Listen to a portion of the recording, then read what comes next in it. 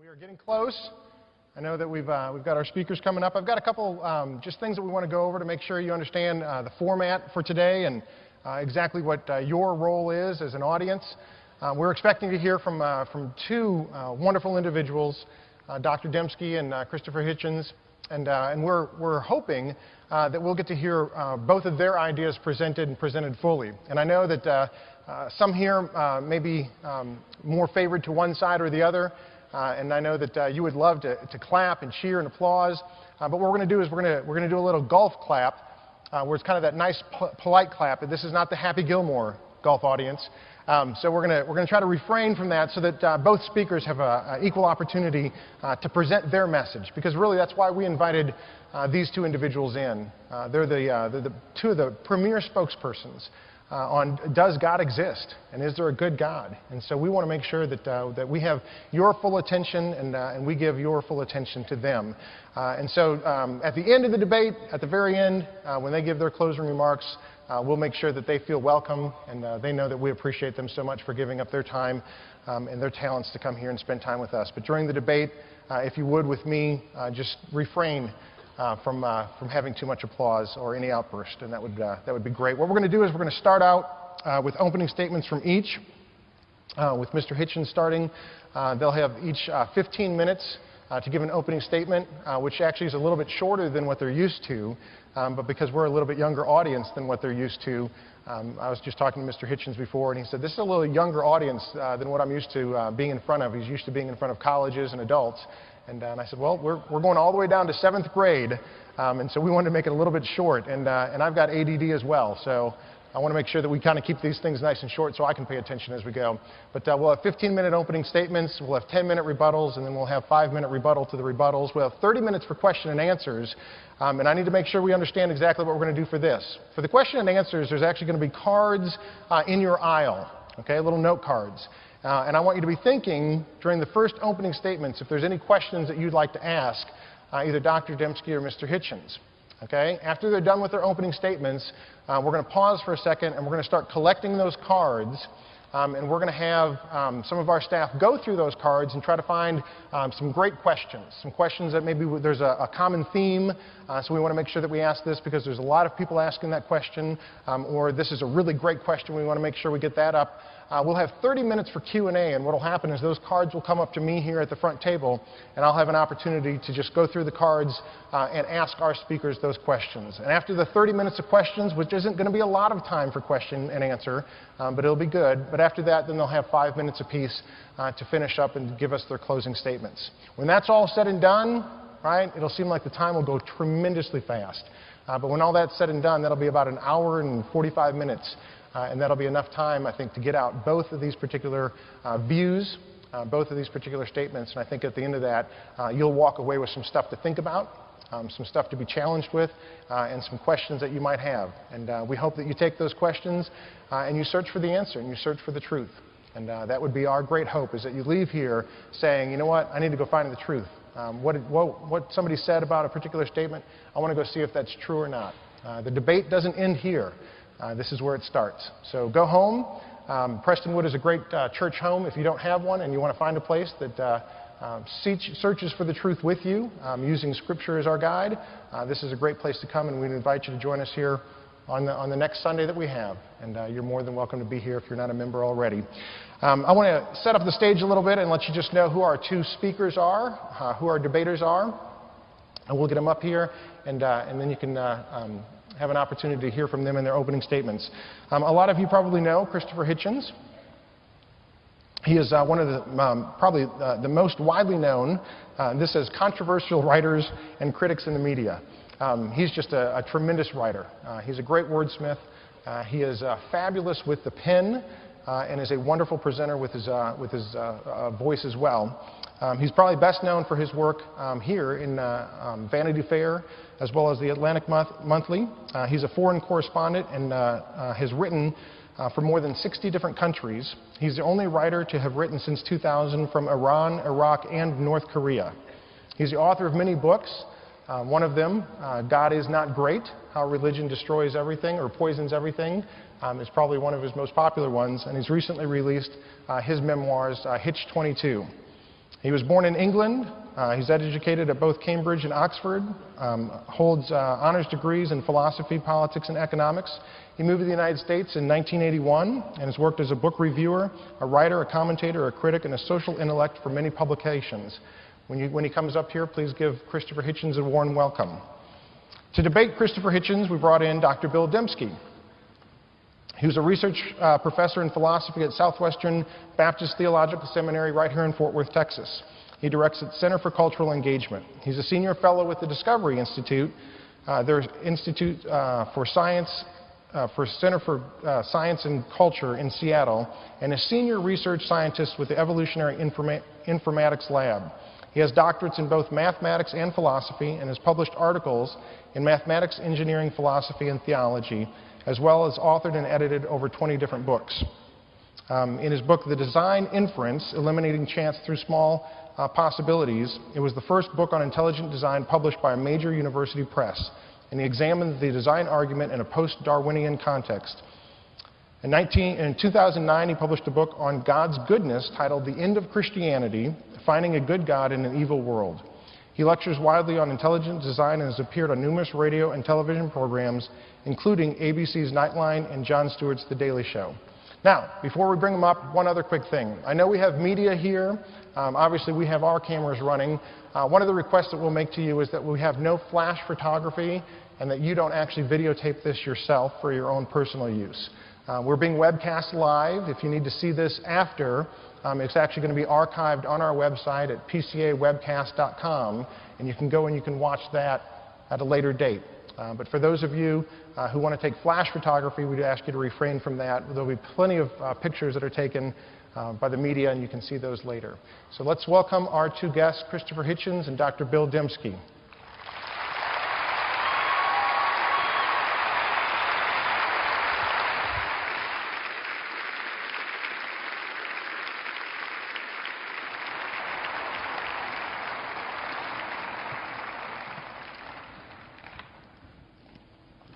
Thank you for an extremely handsome, generous introduction,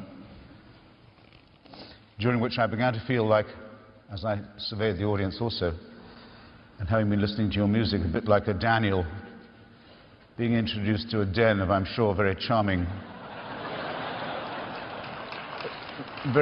lion cubs.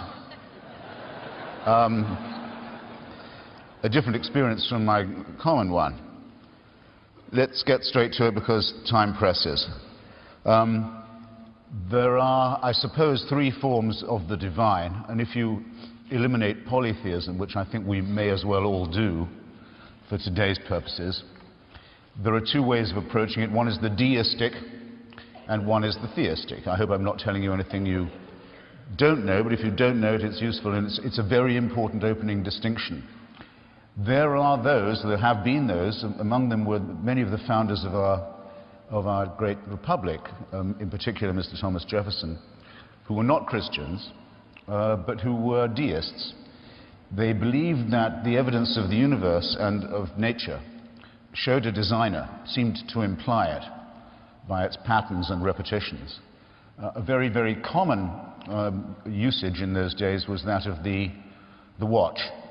Which later turns up in Mr. Paley's Natural Theology, which for many, many years was the central Christian text in the argument for design. He says very simply, if you're an Aborigine and you're walking along a beach and you find a pocket watch ticking away, you don't know what it's for. You have no education that would enable you to judge its purpose, but you can tell it's not a rock, and you can tell it's not a vegetable, and you can tell it's been made by someone for some purpose.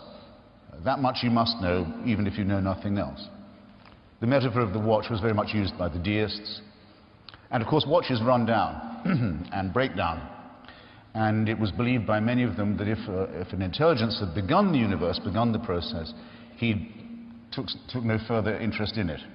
Didn't intervene in human affairs, didn't mind who won the war, didn't mind which country was the leading one, watched with relative, well, or didn't watch with indifference, plague, famine, war, and so forth. That's a very hard position to oppose, by the way. It's very difficult, impossible actually to disprove. One can only say the evidence for it isn't quite strong enough to be persuasive. To be a theist, in other words, to occupy the position that many people here currently do, and my opponent does, to be a member of a monotheistic religion that believes that truth has been revealed, that God has intervened in human affairs, that he has a plan for us, each of us individually as well as a species, and that it shows, is a very, very much more difficult undertaking. I'm going to show why I think it's more or less impossible. There are usually three ways in which people try and demonstrate it. One is looking at the cosmos, the vault of heaven, the world beyond what we can quite see or apprehend. The second is human history and its development, and the third is ourselves, our own bodies, our makeup. Again, I'll have to condense, I hope you'll forgive me, but I'll sketch in what I think the objections are. Unless you don't believe, I don't know what they've been teaching you, unless you do not believe in the theory of what is conventionally called now the Big Bang, that our universe is billions of years old and began with a gigantic explosion, which is still going on, you are forced to be very, very, very modest about what it is you can know about anything. What preoccupies most scientists now is not how much they know compared to 50 years ago, though that is enormous as a difference, but how little they know compared to what they're finding out. So all these conclusions are very tentative, but minimally they must involve this. For a few milliseconds, really, of cosmic time, our species has lived on one very, very small rock in a very small solar system that's a part of a fantastically unimportant suburb in one of an uncountable number of galaxies. And that every second since the Big Bang, every single second, a star the size of our sun has blown up, gone to nothing, swelled up, shrunk into what's called a dwarf and disappeared. And that the matter of which we are made, cheer up by the way, you are all made of stardust, which is a good way of thinking about yourself. But that's the price of that stardust. And every second I've been speaking, another of those suns has gone out. And indeed, physicists now exist who can tell you the date, more or less the exact one, on which our sun will follow suit. So the old Christian revivalists who used to stand on the street corner with signs saying, "Repent, the end of the world is at hand," were in their way right. We know when it's coming to an end, and we know how it will be. But and we know something even more extraordinary, which is that the rate of expansion of this explosion we're living through is actually speeding up. Our universe is flying apart further and faster than we thought it was. Now, I don't know about you, but I find it, and everyone who studies it professionally finds it impossible to reconcile this extraordinarily destructive, chaotic, self-destructive process, to find in it the finger of God, to find in that the idea of a design. And that's not just because we know so little about it. It's because what we know about it that's essential doesn't seem as if it's the intended result brought about by a divine, benign creator who loves every single one of us, living as we do on this tiny rock in this negligible suburb of the cosmos. So again, good luck if you want to, but if you're looking for God in the first instance, those are the difficulties you'll have to begin to encounter. If you want to take human history as a vindication, again, I'd urge great caution on you. And I'll take a non-Christian example, if I may, though I think in all cases it's a big mistake to think that your own cause or your own country or your own side has God in its corner. For one thing, it commits the sin of pride, which I know you've been warned against, what the Greeks call hubris. It is probably better, as Abraham Lincoln said, at a time when two sets of Christians were fighting over whether slavery was Christian or not, to decide the future of this union. Abraham Lincoln, who was also likewise not a Christian but a deist, if he was anything, said it might be more useful to find out if we are on God's side than whether he's on ours. But the temptation to enlist the cause of a good God is very strong. Indeed, there are many people in the world today, they're well known as jihadists, Muslim fundamentalists, people who want to kill, really do seriously want and intend to kill everyone in this room, who get the energy they've got and are willing to give their lives because they are so sure that God is with them. And if you want to believe that God intervenes on one side or another and that God takes a hand in human history and human affairs, you have to grant it to them too. I don't know whether you're ready to do that. Or you'd have to say, no, it's only true when we say so, which I think would be, wouldn't it, a rather unsatisfying argument. I'll take the Christians nor the Jews but the Muslims. Excuse me, neither the Christians nor the Muslims but the Jews, who say they have a covenant with God, whose testament we Christians, we Western civilization, Christians include in the Holy Book. Those who claim to have met God, or whose leader met God face to face in the Sinai Peninsula, to have received the law, to have had a direct revelation of morality from him, to have a special covenant. Now, let me just say briefly what the problem with that has been for the Jewish religious leadership. About 10 years before I was born, about 50 to 60% of the Jewish people of Europe were put to death in disgusting ways by mass murder, gassing, immolation. In Christian Europe in the middle of the 20th century. And many people wondered how God could permit this to a people who he had made a special relationship with. And many people left the synagogue as a result. They stopped going. The Jewish people are in their majority now post-religious, secular, very largely for this reason. And some rabbis were bold enough to say, no, there is a reason for this. You fell away from God and you forgot Israel, you forgot Jerusalem. It's a punishment for exile, it's a punishment for inattention to the covenant. Many people who'd seen their children burned alive said, I'm not listening to this, I'm leaving the religion. And many rabbis went quiet, thinking perhaps they shouldn't come up with any too instant explanation for such a fantastic human disaster and human crime. And they waited, and then the Israelis won a war in 1967 which got them back control of the holy places in Jerusalem. And then the rabbis blew the ram's horn again and said, no, no, we should have waited. Now we see the finger of God. It was all to drive us back to Palestine, where we should always have been, and to make us the owners of Jerusalem. Now we see what the design was. Well, I dare say you read the papers and watch the news.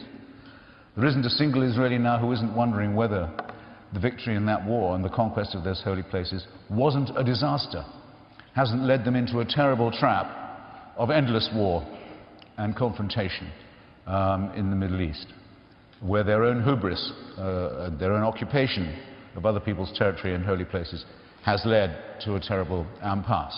There. Food, I hope, at any rate for thought. Probably the most I can do today is sow a little doubt and suggest a bit of reading. Then, our bodies. Well, again, I don't know what they've been telling you about Mr. Darwin and about where we come from and our kinship with other animal species, but I consider it a fairly settled question that our resemblance to other primates isn't exactly accidental. It's now possible to measure, in fact, in chromosomes. We are perhaps half a chromosome away from the chimpanzee, our nearest relative. All of you, when you were being born, when you were within your mother's womb, grew a coat of hair about 4 months in, and then shed it again. You don't need it anymore.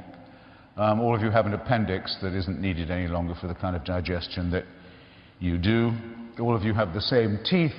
That's why you have to work on your wisdom teeth so much, and other things for the kind of diet other primates used to have to live on.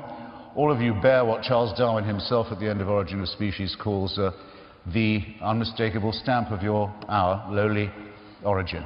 You're a mammal, a primate. Take heart, primates can do, capable of very great things. But we are adapted to an environment, the African savanna, which we abandoned. Why did we abandon it? Because if we didn't abandon it, we were going to go extinct.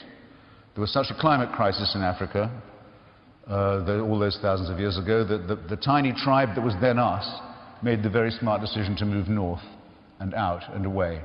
It's reckoned by the National Geographic, I recommend you look this up, that the human species was down to less than 2,000 or 3,000 people at that point.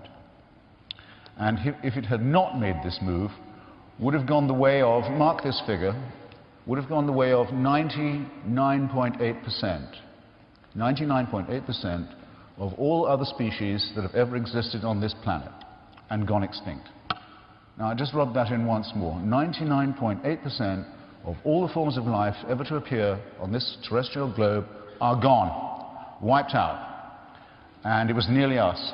And this doesn't, to me, give the evidence of a design, of the finger of a god of any kind, let alone one who wishes us well. It rather suggests to me that nature and the world and human life are a struggle. You'll tell me when I've got, won't you, sir, a minute or two. Give me a wave. Thank you. I felt I was getting close to trespassing on Dr. Dembski's time. Now, incidentally, it's really worth your time to write off to the National Geographic. They'll send you back a kit.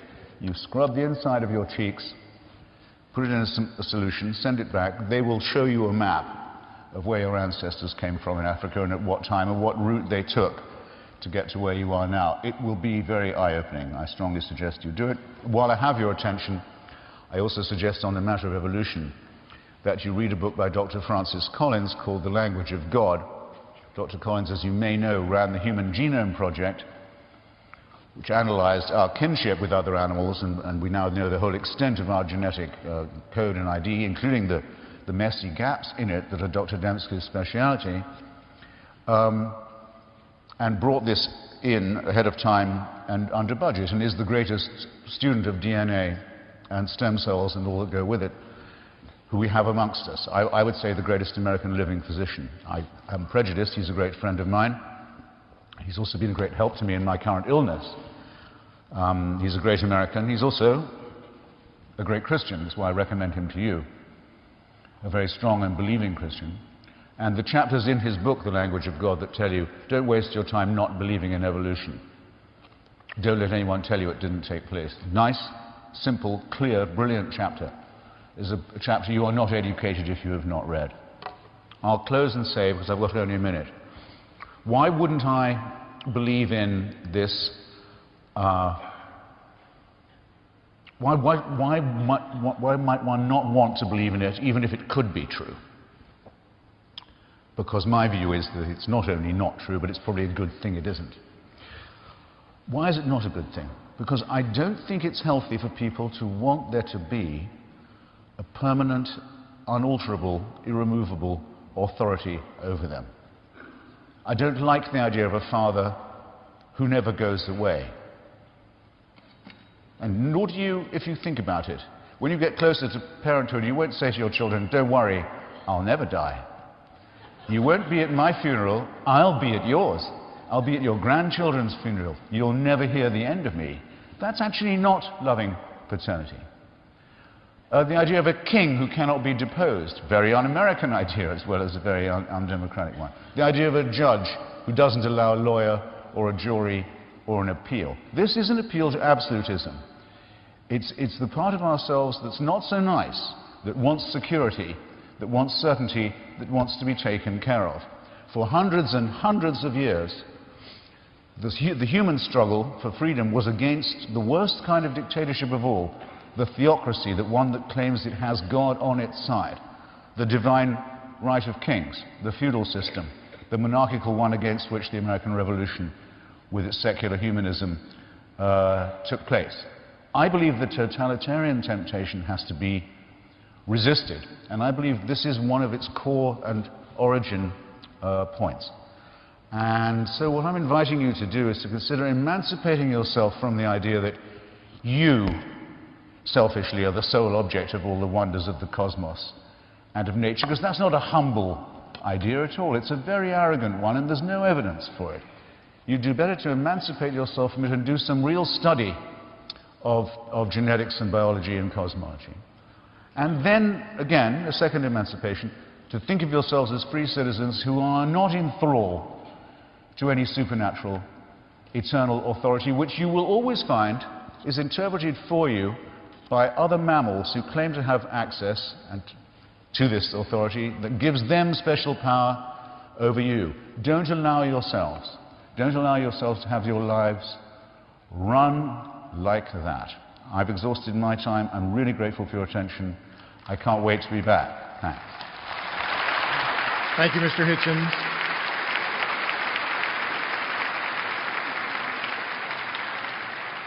For both of our speakers, if this might be helpful to you, over my right shoulder in the back, there should be a countdown clock that you'll see counting down for you. I don't know if you can see that or not. I'll give you a couple minutes warning because I can see the clock here in front of me as well. So, Dr. Dembski. Good morning. Thanks for this opportunity to be here. I'm grateful to Christopher Hitchens and to Prestonwood for giving me this opportunity. I want to address first the existence of God, and then in my next 10 minutes address the goodness of God. The existence of God is really the weightier question. Once that's settled, the goodness of God follows, I would say, straightforwardly. Although I could rehearse standard arguments for God's existence, I want in this debate to take a different tack. Christopher Hitchens disbelieves in God's existence. Why? Lack of evidence and evils perpetrated in the name of religion, he says. Yet his book, God is Not Great, reveals a more basic reason.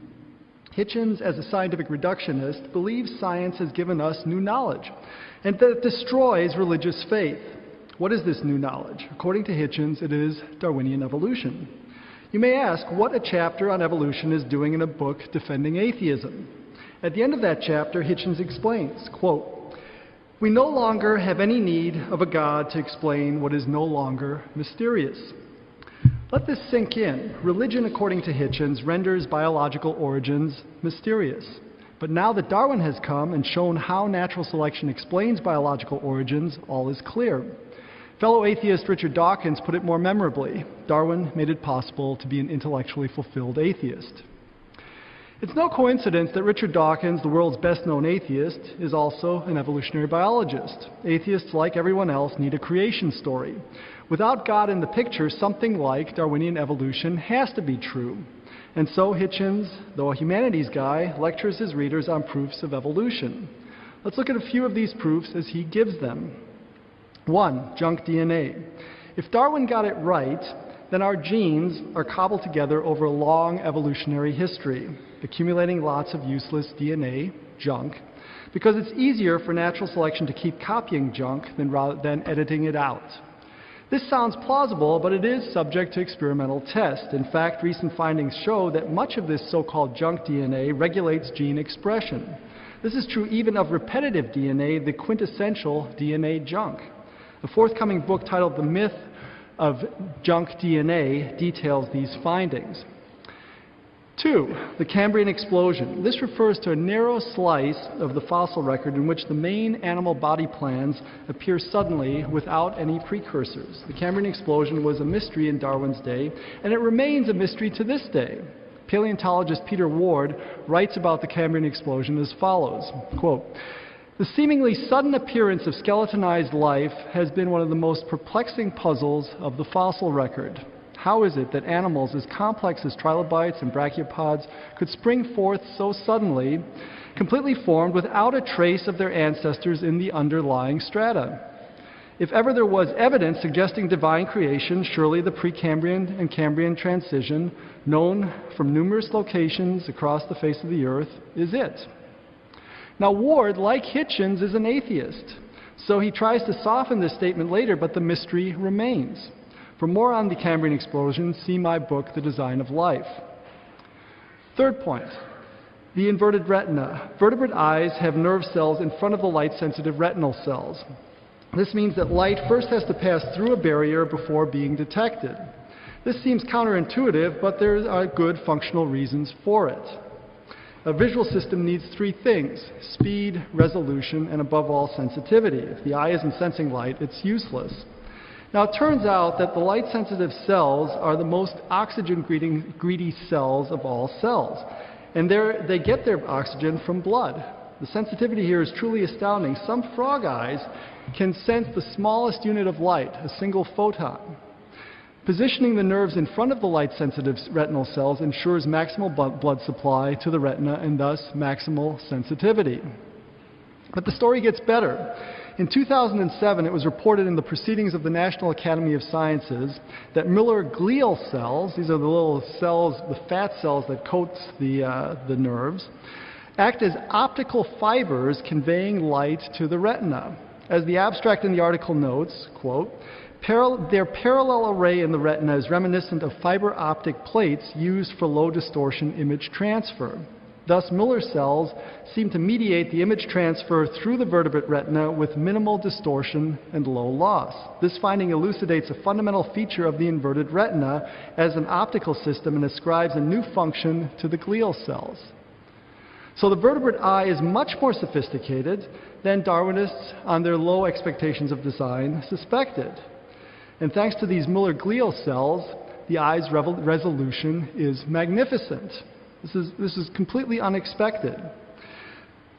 The problems with Hitchens' proofs of evolution don't end here. All his proofs are easily deconstructed. I'm happy to do so during the Q&A, and I have his book with me. Hitchens is obsessed with the human eye, the same eye that has allowed him to read and educate himself as an atheist. Observing different types of eyes in nature, he repeats the chestnut that natural selection gradually has turned a light-sensitive spot into a full-fledged camera eye. No mention that eyes have to be built in embryological development, or that eyes are only as good as their associated neural processing. No details about the genetic changes that would be needed to effect such a transformation. And it's not just that Hitchens doesn't provide that, nobody provides that when they tell these just-so stories about how the eye evolved. But to really make his case, Hitchens cites Dan Nilsson and Susan Pelger's mathematical model of eye evolution, which he claims shows that eyes could evolve in a geological instant. Let me tell you a secret about mathematical models and computer simulations. Unless you tether them to real observable processes, you can use them to prove anything, in which case they prove nothing. The model of Nilsson and Pelger, which Hitchens praises loudly, is of this sort. I can write a computer program that evolves Richard Nixon into Christopher Hitchens, the scary thought. Such simulate prove absolutely nothing. I know what you're all thinking. Since the evidence for evolution is so underwhelming, and since Hitchens has hitched his wagon to evolution, shouldn't he now be ready to abandon evolution and consider the existence of God? Yet this is precisely what he will not do. His atheism demands a materialistic form of evolution, and there's only one going theory of it, namely Darwinism. The alternative, which places us here as the result of design, is for him a non-starter. It's unthinkable. In regarding design as unthinkable, Hitchens puts himself in an atheist straitjacket. For the atheist, we must be here as the result of a blind, purposeless evolutionary process. There are no other options. Atheism demands evolution. Okay, it's not that evolution forces you to be an atheist, but if you are an atheist, that is your only option. For the theist, on the other hand, it's possible that God used an evolutionary process to deposit us here. But it's also possible that God deposited us here in ways that make our design evident. Either of these are live options for the theist, and the theist can consider them fairly. Atheism, however, cannot live without Darwin. Hitchens needs evolution to be true. His treatment of it is therefore calm and deferential, albeit mistaken. By contrast, his treatment of theology and biblical studies is boorish and obtuse. For instance, Hitchens dismisses Israel's time in Egypt and Sinai as myths lacking all archaeological evidence. Yet that evidence is readily available. Take, for instance, James Hoffmeier's books on the topic, published by that flaming fundamentalist publisher, Oxford University Press. Or consider Hitchens' view of Jesus. There is, according to him, quote, little or no evidence for the life of Jesus, close quote. Come again? It's one thing to deny the miracles attributed to Jesus, but to say, as Hitchens does, that Jesus is, quote, not a historical figure, close quote, is contrarian silliness. For all his talk about freedom of inquiry and Enlightenment rationality, Hitchens exhibits a very selective concern for truth. What seems to matter most to him is not whether a claim is true, but whether it makes a good stick to beat religion. Deny that Jesus was real? If it helps advance the atheist agenda, go for it, especially since it's easy to get away with this in an age of theological illiteracy. Whenever Hitchens invokes science against religion, one gets the impression that a juggernaut is rushing forward, crushing everything in its path. Science advances, religion retreats. This is wishful thinking. Fact is, as any historian of science understands, science is not a cumulative enterprise. So reversals, retractions, and revolutions play as much a role in science as insights, illuminations, and intellectual breakthroughs. Thus, new scientific advances, far from undercutting religion, can in fact overturn anti-theistic conclusions derived from prior scientific mistakes. Chemical evolution is a case in point. Chemical evolution attempts to describe how non-living chemicals arrange themselves into first life. Atheism requires that chemicals have this ability. Darwin attempted to strengthen the atheist's hand by arguing that first life was so simple it required no designer. Darwin's argument, made in a letter to Joseph Hooker, has since shown itself to be a failed argument from ignorance. Precisely because of what Darwin didn't know about the complexity of the cell, microscopy being quite limited in the 1800s, he thought the cell was so simple that it could easily self-assemble from ordinary non-living matter. I point out to you that these arguments from ignorance charges apply both ways. I mean, it's possible to argue from ignorance for design, but it's possible also to argue from ignorance for non-design. The revolution in molecular biology of the last 50 years has given the lie to this misconception about chemical evolution. We now know that every cell, and all life is composed of cells, is a vastly complicated assembly of interconnected technologies that argue for intelligent design. We need to be engineers to understand what's inside the cell, and the level of engineering we find there far exceeds anything humans have invented. There's a whole field of engineering called biomimetics, where you look to the engineering that we find in living things and then use that to invent technologies for our use and pleasure. Now, if you want to see this, just the complexity of the cell, I urge you to get your PDA, call up YouTube, and punch in, quote, inner life of the cell. And my feelings won't be hurt if you do that right now while I drone on here. I just mentioned that what for Hitchens is a dirty word, intelligent design. For Hitchens, intelligent design, or ID as it's now abbreviated, is just rebranded creationism. It is religion and not science. But in fact, intelligent design covers a broad range of special sciences, including forensic science, archaeology, and the search for extraterrestrial intelligence, or SETI. Intelligent design, by definition, is the study of patterns in nature that are best explained as the product of intelligence. Let me give that to you again. The study of patterns in nature that are best explained as the product of intelligence. It is a basic feature of human rationality to identify the products of intelligence and distinguish them from the products of natural forces. Okay, even our language draws that distinction. Was it the result of intention, purpose, design, intelligence? Was it the result of chance, accident, randomness, noise, necessity, chance, necessity? This is a fundamental way we have of making sense of the world. So, and many special sciences capitalize on this distinction. They would not be possible without it. In 1998, I published a statistical monograph with Cambridge University Press. It was titled The Design Inference, and Dan Panetti kindly mentioned that book. In it, I laid out a probabilistic method for drawing this distinction between design and accident. Essentially, this method triangulates on design by identifying independently given patterns, known as specifications, that are complex in the sense of being hard to reproduce by chance. And we see this in many, many different contexts.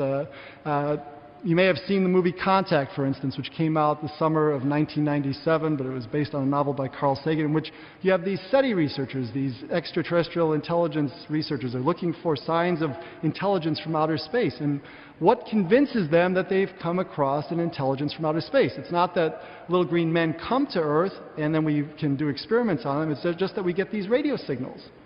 What would tell us that a radio signal is the result of intelligence as opposed to the result of random radio noise? That's a scientific question, and it's one that intelligent design poses. In fact, it's at the center of intelligent design. So to dismiss it as rebranded creationism, I think really misses the point. Anyway, if you saw that movie, there's a moment at which contact is made, where the alien intelligences have made themselves evident, and it's when the radio astronomers find a long sequence of prime numbers.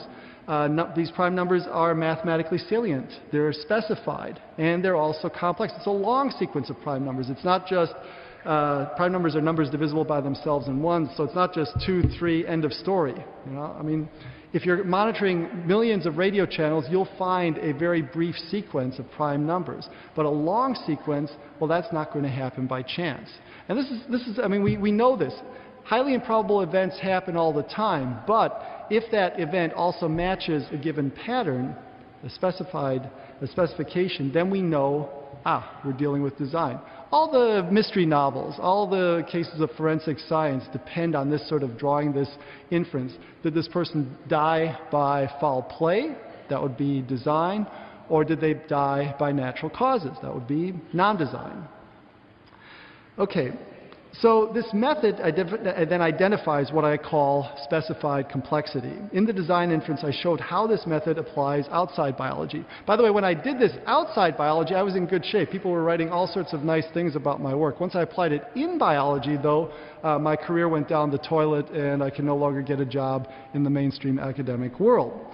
And you can actually look at this. I mean, there are wonderful endorsements on the back of of my book, which have been pulled in the paperback edition. And in fact, one of the best endorsements by philosopher of biology Bill Wimsatt at University of Chicago, who was at my dissertation defense when I did that book, or did the dissertation because it was based on a philosophy dissertation.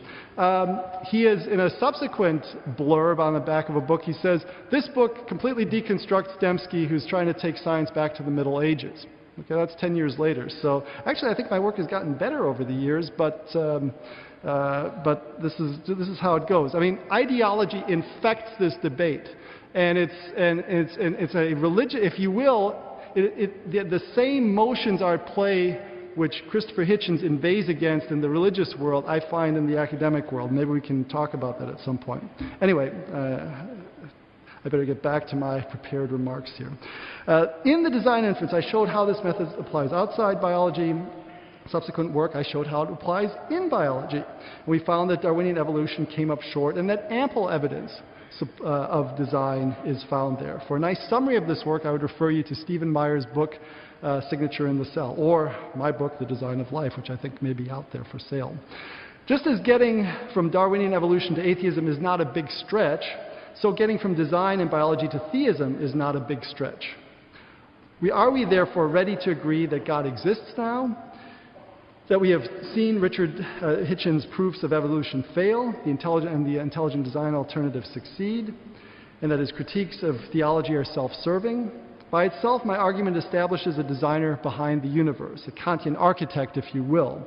For the purposes of this debate, however, I think we're pretty close to closing escrow.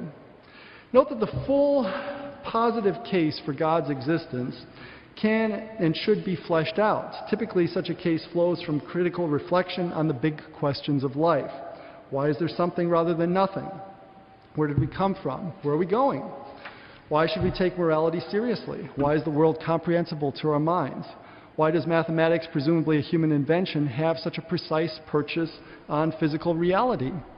Each of these questions can, in my view, be answered better within a theistic than an atheistic worldview. And then there are the specific historical questions. Did Jesus really live at all? Which Christopher Hitchens seems to doubt. Did he resurrect from the dead? What is the evidence for that? If somebody raised from the dead, then it seems that there might be good evidence for the existence of a theistic deity. So all of those are questions we could raise, and I would raise them and address them if time permitted. But as I said, I'm taking a particular tack. Christopher Hitchens makes his case for atheism by looking to Darwinism. He needs that, and so I've focused on deconstructing that. And let me say this also. Intelligent design is a scientific program, but it has theological implications. That said, evolution, in the sense of a purely materialistic form of evolution, the type of evolution that Darwin came up with, also has implications. And I would say they are theological implications. They're anti-theological implications, but anti-theological implications are theological implications. When Stephen Jay Gould, for instance, who in his time was the best-known evolutionist this side of the Atlantic, remarked in his book, Ever Since Darwin, we know that we were not created in the image of a benevolent God. How does he know that? That's a theological claim. So intelligent design is friendly to theism in a way that evolution is not. And as I said, if you are an atheist, you must be an evolutionist. The implication runs from atheism to evolution. It does not run from evolution to atheism. It may be that God has just set up the world to evolve that way. That would be an option for a deity. But if you are an atheist, you must go with evolution, and a blind, purposeless form of it, one where you don't see any evidence of design. So that's where I'm going to leave the discussion about God's existence. I haven't argued for the full-blown deity, but I've gotten you at least into the ballpark of a deity. And so that's where I'll leave it. Thank you.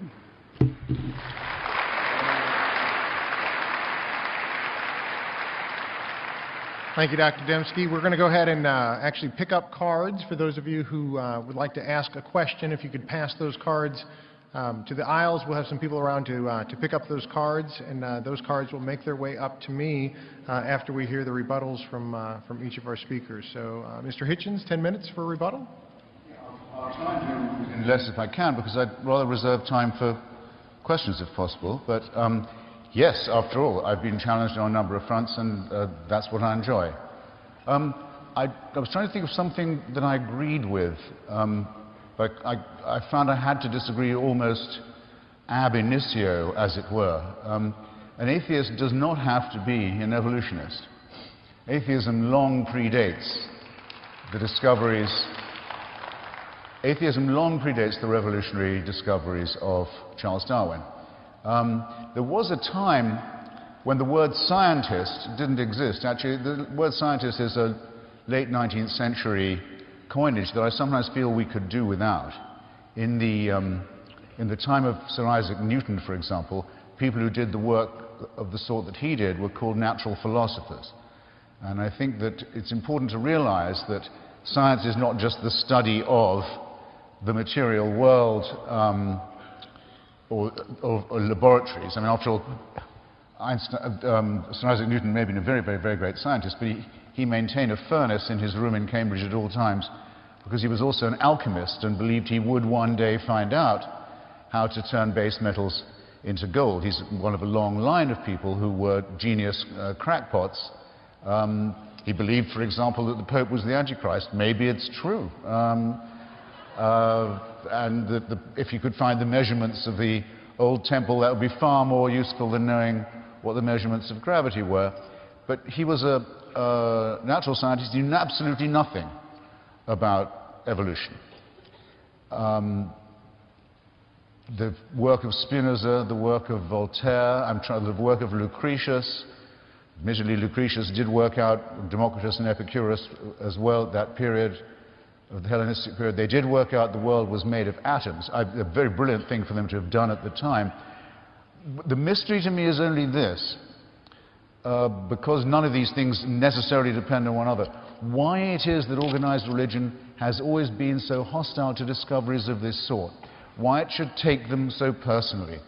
The work of Lucretius, De Rerum Naturam, that established that we're made of atoms, and so is the rest of the system, was hated by the church for centuries. Only about 1 or 2 copies of it were allowed to survive. They didn't want you to know this. As you know, the church didn't want Galileo to look through a tube and see, make the disconcerting discovery that the sun doesn't go round us, we go round the sun. I presume now no one is going to give me an argument about that today. Why would anyone care which way it worked? Well, because if the sun doesn't go round us, we're not the center of the universe, which makes it, doesn't it, fractionally less likely that we're the objects of the whole thing. If we revolve around something else, it could be we're not the sole object of a huge cosmic divine design. So what I've been trying to attack today, and I've given no reason to want to attack it less, is this reassuring idea that it's all about us, this solipsistic, selfish, I think, unscientific idea.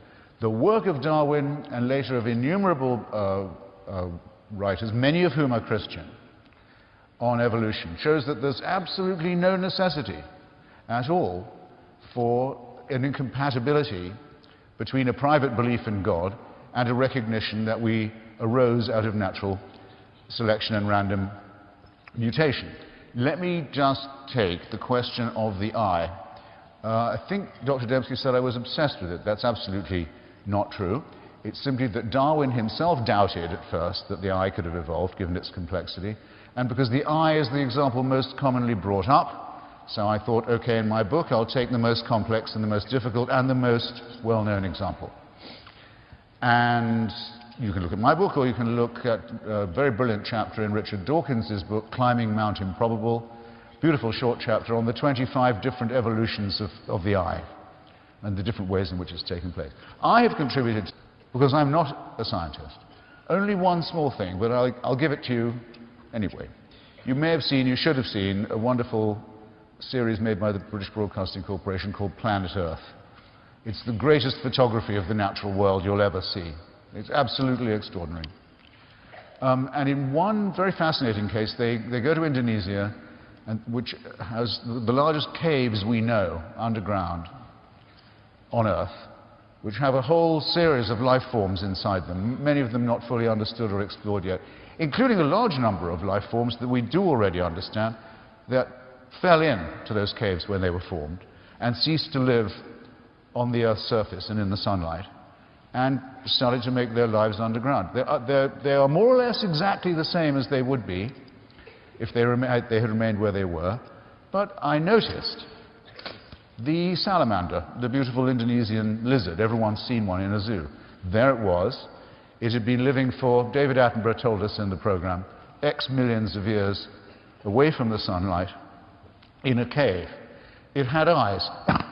No, it didn't. It had perfectly eye-shaped indentations, exactly where the eyes used to be, like a little sketch or outline of an eye, but no socket. The socket had gone, the eye itself had gone. All you could see was the vestigial. It had adapted. It had decided to lose its eye. Most of our studies are about how people got hold of eyes. Dawkins's is the best one, whatever Dr. Dembski may say, of the different ways in which different creatures got different eyes.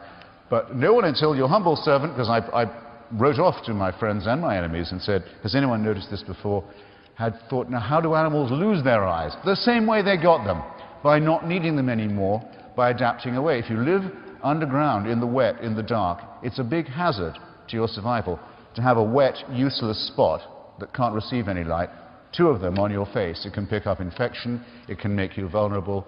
You lose it. It takes millions of years, but you'll lose it. That's what we're talking about, adaptability. Wrongly, it's said that Darwin talked of the survival of the fittest. People draw often cruel and inhuman conclusions from this and attribute it to Darwin. Didn't say anything of the sort. What he said is adaptability is what helps survival.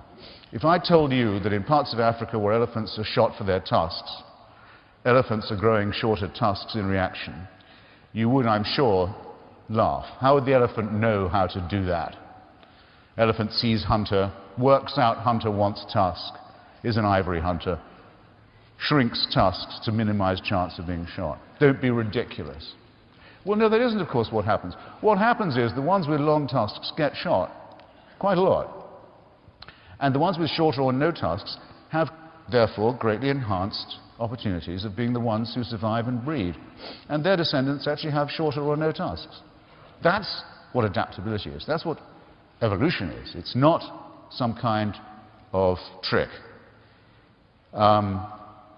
In the time I've got, that's the best I can do on those points, on that point, because I want to come, in what remains to me, to the allegations made about my theology. Well, the archaeologists of the State of Israel, after the 1967 war, when Israel became, for many years, the possessor of the Sinai Peninsula, it's now given it back, and of the West Bank, Judea and Samaria, the biblical territories, had an unprecedented opportunity to show that the Bible story was archaeologically provable. And they were told by the founding leader of the State of Israel, David Ben-Gurion, go out, dig, find, he said, dig up the title deeds of our state. They had the strongest motive and the greatest opportunity any archaeologists have ever had. And the standard of Israeli archaeology is already extremely high, as you can tell from their national museums and the work of many great archaeologists such as Professor Finkelstein. And they had many years to do it. They couldn't find a single trace of anything that was remotely compatible with the story of the Exodus, the wandering, and the conquest of Canaan. Not one trace. On the other hand, what they could find, with the help of Egyptian archives, was enormous evidence in the opposite direction. Digging Up History is the book. It's very easy to get, very easy to read. It's a very impressive demonstration of what I call, and this is what to look for when you're looking for intellectual honesty in life, evidence against interest. In other words, people will say, I really wished, I really hoped I could find this. This was my ambition. Here is how. It wasn't compatible, wasn't doable in the light of the facts. I regard that as a very impressive piece of objective work on the part of Israeli scholarship. If you think that Jesus isn't a historical figure, it really only matters to you. What do I mean by that? For me, the most important thinker is Socrates, and the most important source of morality and philosophical comfort, by far. There's no evidence that Socrates existed either. It's not conclusive. That's to say, we only have, as we have in the case of Jesus, second-hand eyewitness reports of him. They're pretty persuasive, but they're not conclusive. He never wrote anything down, neither did Jesus. The stories about him are much more compatible than the ones of Jesus.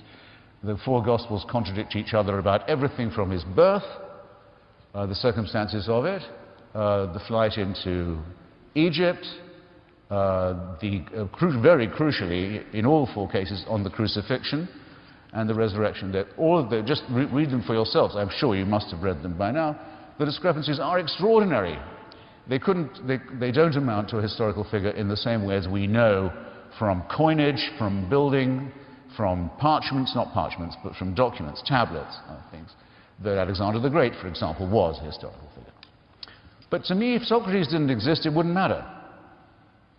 Because we have his method, we have his teaching, and he teaches us what, I loop back now to Dr. Dembski's first element of his critique, to having to know that to be educated is to understand how little you know and how little you understand. Dr. Dembski seems to think he's laid some kind of gigantic egg that's about to hatch a huge squawking chicken, when he points out that among evolutionists and among physicists and others, there are huge differences and disagreements.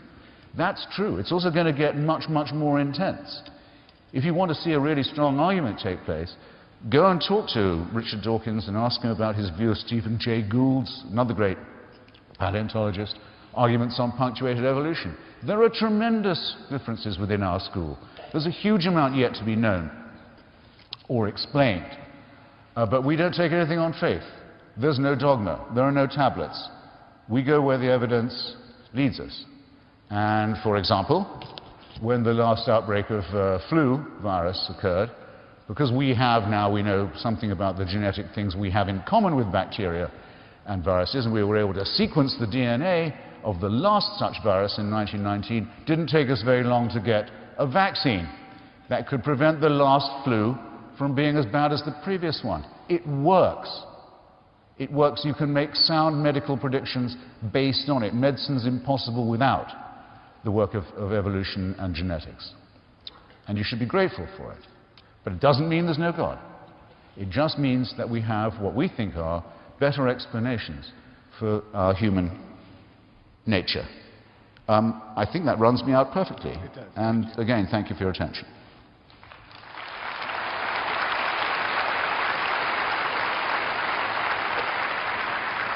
Thank you, Dr. Dembski.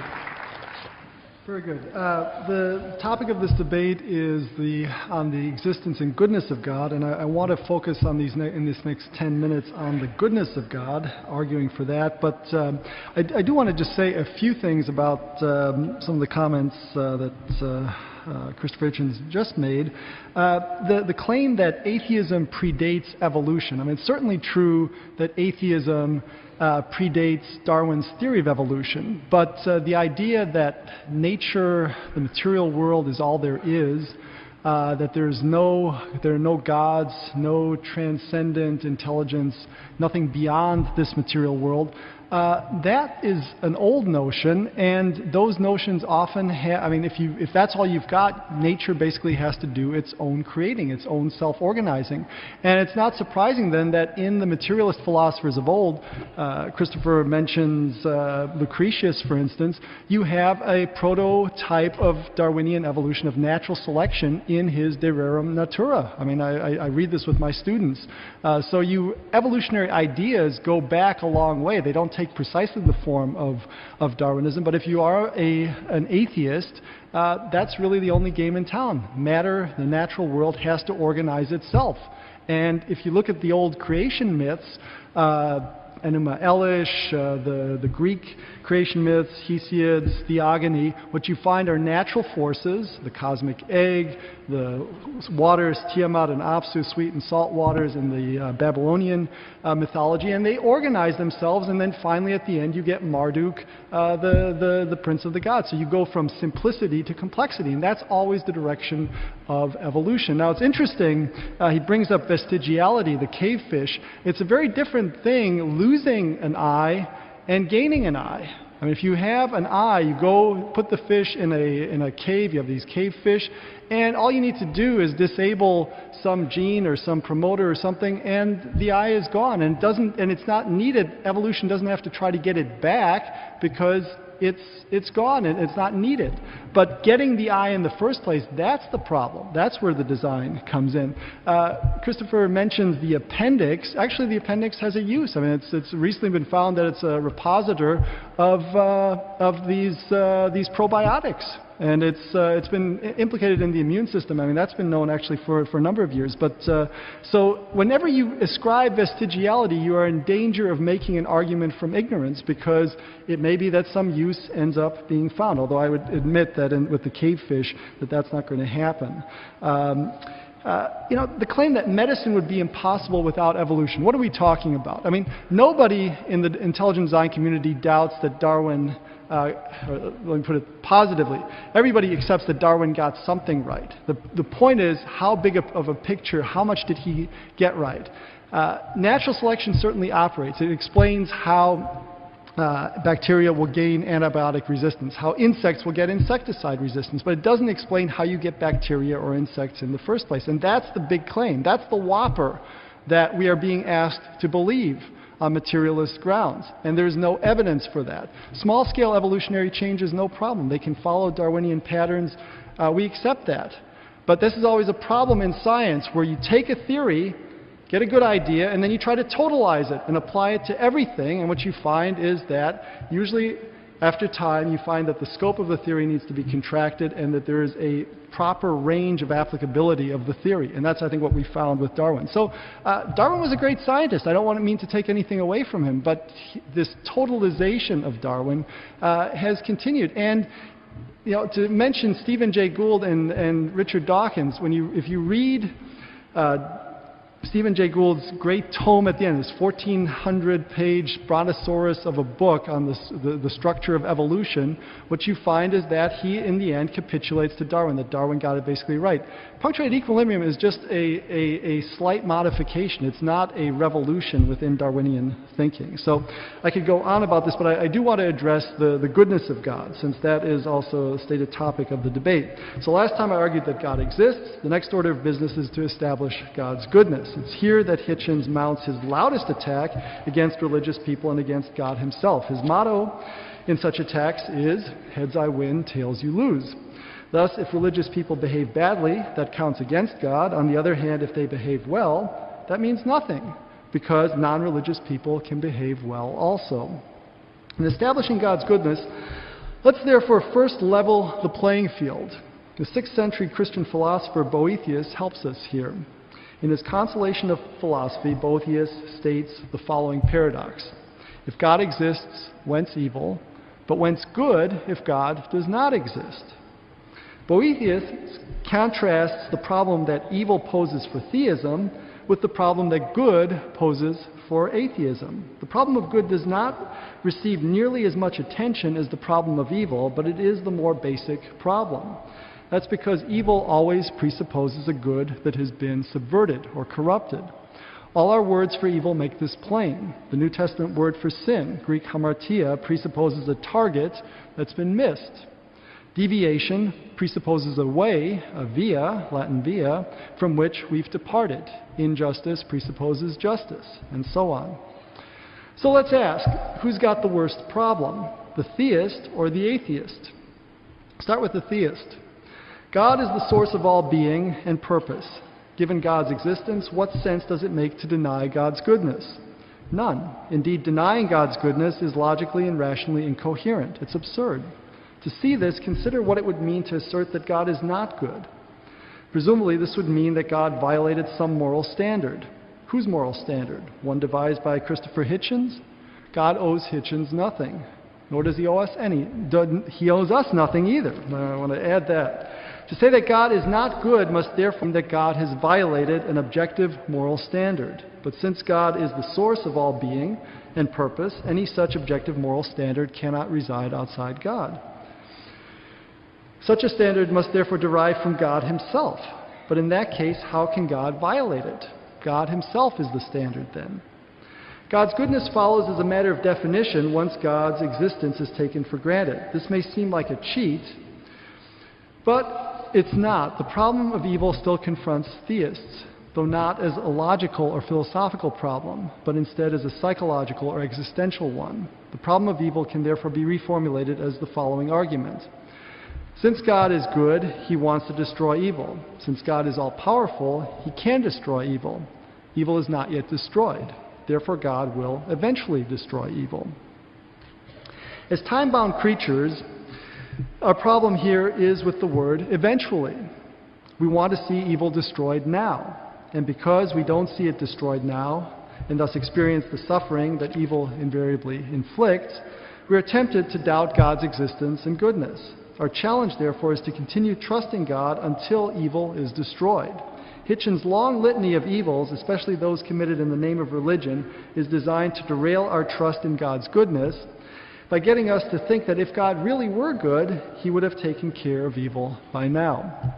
I want to just go back because I think I wasn't quite as clear as I wanted to be. In terms of God's goodness, it seems either we are going to have to admit that God is the standard because everything follows from him, or we're going to have to refer the goodness to some subjective standard of some creature, but that God himself is not going to be bound by that. That cannot be the standard of goodness ultimately. So, yes, I would argue, and I have argued, that once you have God, it really is incoherent to affirm that God isn't good. But as I said, there's still a problem when we have to deal with evil in the world. And I'm leaving this argument at a pretty general philosophical level. I mean, I'm not, the debate topic, I'm trying to stay with this, is the existence and goodness of God. And I'm taking God very generically. I'm not getting into specifics of Christian theology. I'm treating this more as a question in philosophy of religion. Okay, so we have now the existential problem of evil. God's goodness in the face of the world's evil is, as Boethius noted, a problem. It's not an insuperable problem, but neither is it a trivial one. By contrast, the problem of good in the face of God's non-existence, the other half of Boethius' paradox, is, I submit, insuperable. The problem of good as it faces the atheist is this, and you need to pay close attention here. Nature, which is nuts and bolts reality for the atheist, has no values and thus can offer no grounding for good and evil. As 19th century freethinker Robert Greene Ingersoll used to say, in nature there are neither rewards nor punishments, there are only consequences. By the way, my dad was a biologist. He taught evolutionary biology, and this was one of his favorite expressions growing up. Ingersoll made this comment in the 19th century. More recently, Richard Dawkins has made the same point. Quote, "The universe we observe has precisely the properties we should expect if there is, at bottom, no design, no purpose, no evil, and no good. Nothing but blind, pitiless indifference." Close quote. Values on the atheist view are subjective and contingent. They reflect inclinations to behave and feel in certain ways given the conditions of survival and reproduction under which our ancestors evolved and the social conditions under which we've been reared. Hitchens speaks of moral values as being innate and waxes indignant when they are violated. But on atheist principles, what is the force of morality and what justifies such indignation? Hitchens, for instance, is incensed with religious communities that practice female genital mutilation. So am I. But without an objective moral standard, which atheism cannot deliver, Hitchens himself is at bottom a complicated piece of matter that evolutionary and social conditioning have inclined to react in certain ways to certain behaviors. In particular, he reacts quite negatively to this practice. But religious communities that engage in this practice are quite content to continue it. Moreover, on atheistic principles, they have the better argument, for they are surviving and reproducing quite nicely, indeed out-reproducing the secular West. On atheist principles, morality is, as Michael Ruse and E.O. Wilson note, an illusion fobbed off by our genes to get us to cooperate. This statement by Ruse and Wilson is very widely quoted, but too often the punchline gets omitted. Let me read you the punchline. This comes at the end of that passage. Morality or ethics is illusory. Okay, they've just said that it's an illusion. It's illusory, but why? Inasmuch as it persuades us that it has an objective reference. That's the punchline. See, for morality to work, it has to convince us that there's an objective reference, because if we realize that it's just bunk, then we're not going to do it. We have to be deluded into thinking that there is an objective moral standard to which we have to bow down. And as long as we're deluded in that way, then we can be moral. So this is their point. That's the kicker. Christopher Hitchens is morally earnest. So is the female genital mutilation community. Try to convince either that they're wrong and get into the fight of your life. But their passionate moral convictions on atheist principles merely show that they fooled themselves into thinking that morality is objective and universally binding. No, on atheist principles, all that's going on is one group of material objects.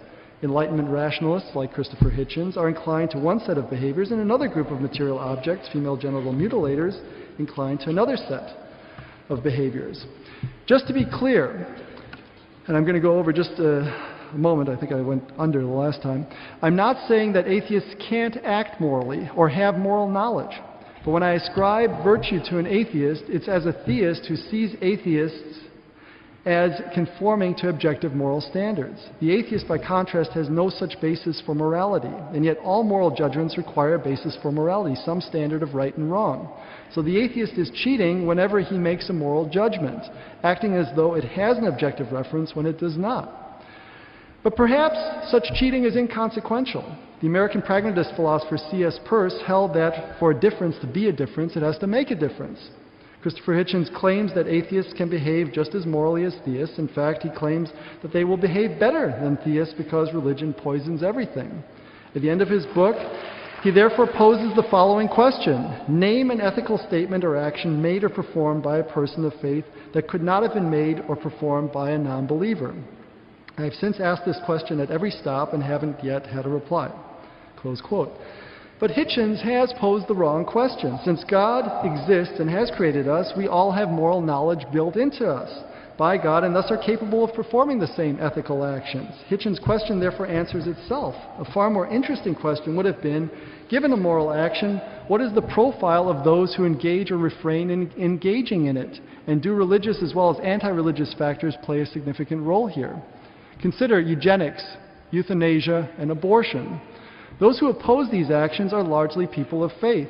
They see humanity as made in God's image, and therefore human life is sacred. Accordingly, it would be a profanation for them to engage in these acts. Conversely, those who embrace these actions are largely anti-religious secularists. They see humans as evolved mammals, pieces of complicated matter in motion with no transcendent value. Obviously, then, theism and atheism have profoundly different moral consequences. Here's a difference that makes a difference. At the heart of this difference is the existence and goodness of God. And for that last thing on eugenics and euthanasia and abortion, I would refer you to John West's book, Darwin Day in America. Thank you.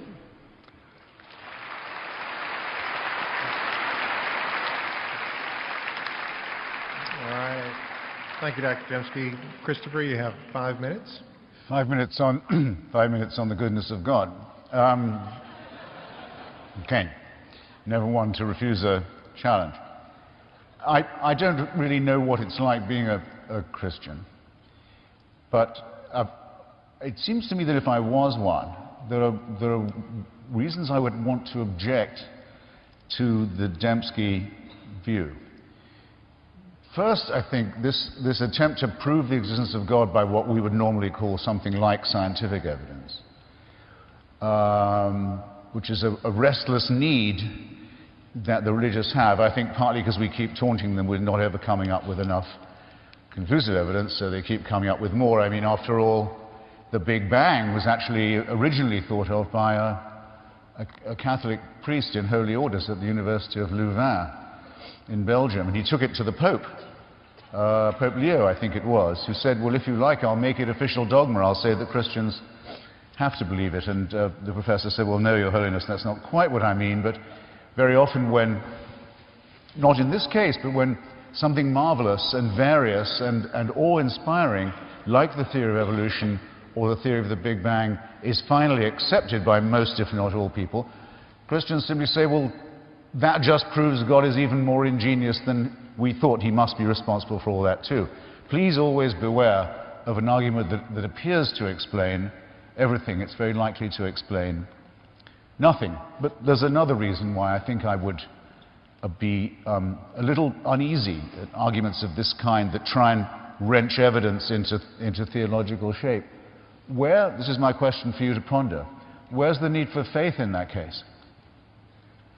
If it can be proved in the same way as a proposition of mine has to be proved or has to fall, what need for faith? What need for the suffering, the struggle to achieve faith and maintain it? There'd be no need for faith if there really was evidence, would there? I don't see. I'd love to know how you bridge this gap. Perhaps someone in the question period will supply me with a thought there. And then another reason why I would steer very clear of this idea of making God responsible, not just for our existence, but for our behavior and for what happens to us, is it dooms you to have to keep on pestering him with plaintive questions that don't have an answer. I found a complete point of agreement with Dr. Dembski. It's absolutely true. If I was a Christian, I would not think that God owed me an explanation. There'd be something disproportionate, surely, about that, something conceited. But people do find themselves asking, if there's a God and if he's good, where is all this evil from? This is a strictly time-wasting question.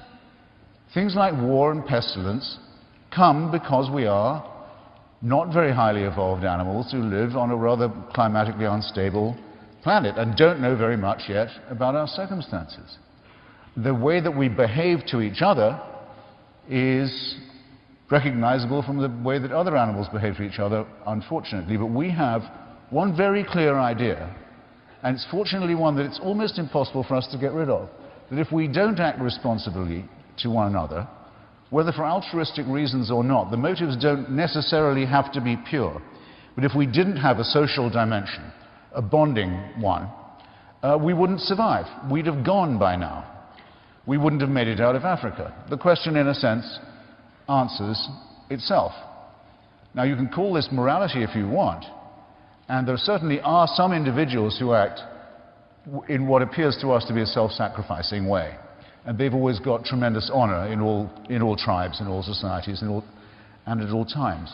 But it's only really necessary to recognize that we have a kinship and a solidarity, and that without it we're gone.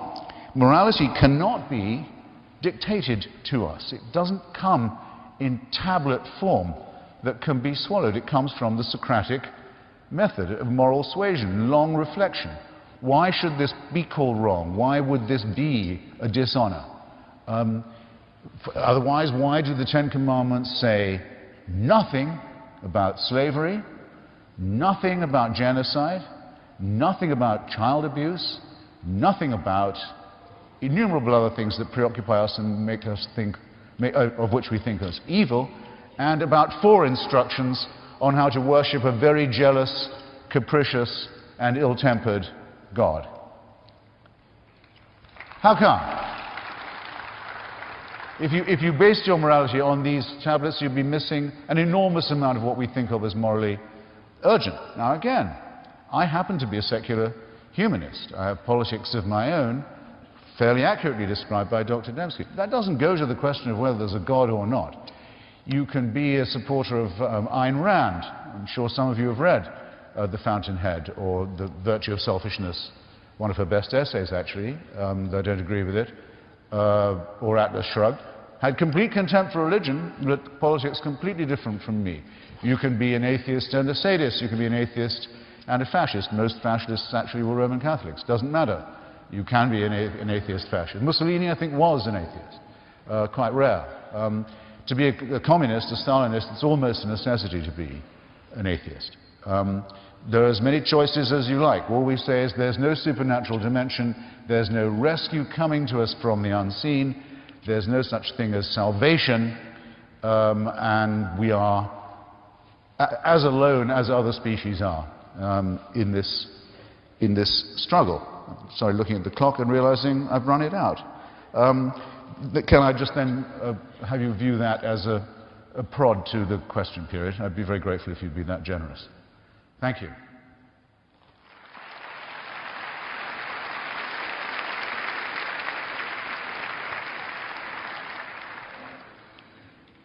Okay.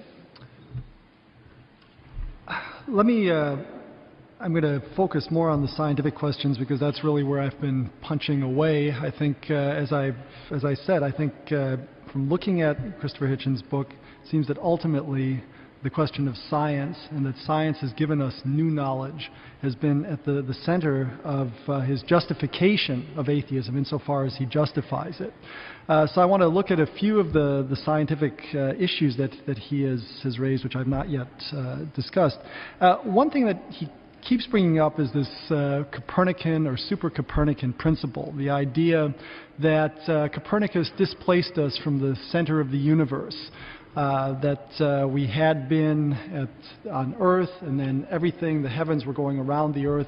And when that happened, that somehow we had a pride and we knew that we were at the center of God's attentions. And then somehow when that changed, when Copernicus put us revolving around the sun, then somehow our place was minimized, and then as we found that the heavens are much bigger than we ever suspected, our place has been shrinking and shrinking and shrinking. And Carl Sagan referred to the pale blue dot, that our planet is a little dot, and that there's really nothing there, that we're very insignificant because of our small place in the cosmos. Now it's interesting, if you look at the ancients, when they saw the humans on Earth as at the center of things, they did not regard this as a place of privilege.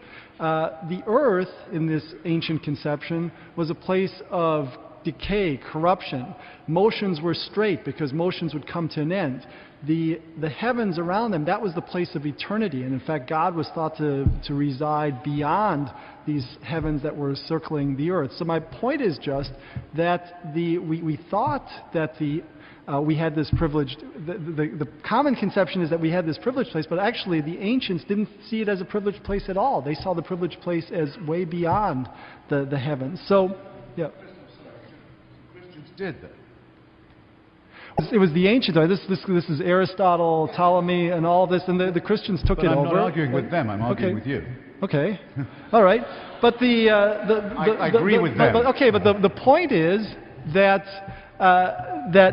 what determines our significance? I mean, Pascal said, in size the heavens swallow me up, but with my mind I comprehend the heavens. It seems that our intelligence, our language, the things that distinguish us from the other animals. That's what puts us in a privileged position. I mean, I think if size is a question of value in the ultimate scheme of things, I think G.K. Chesterton put it, then humans should have thought less of themselves because of the nearest tree.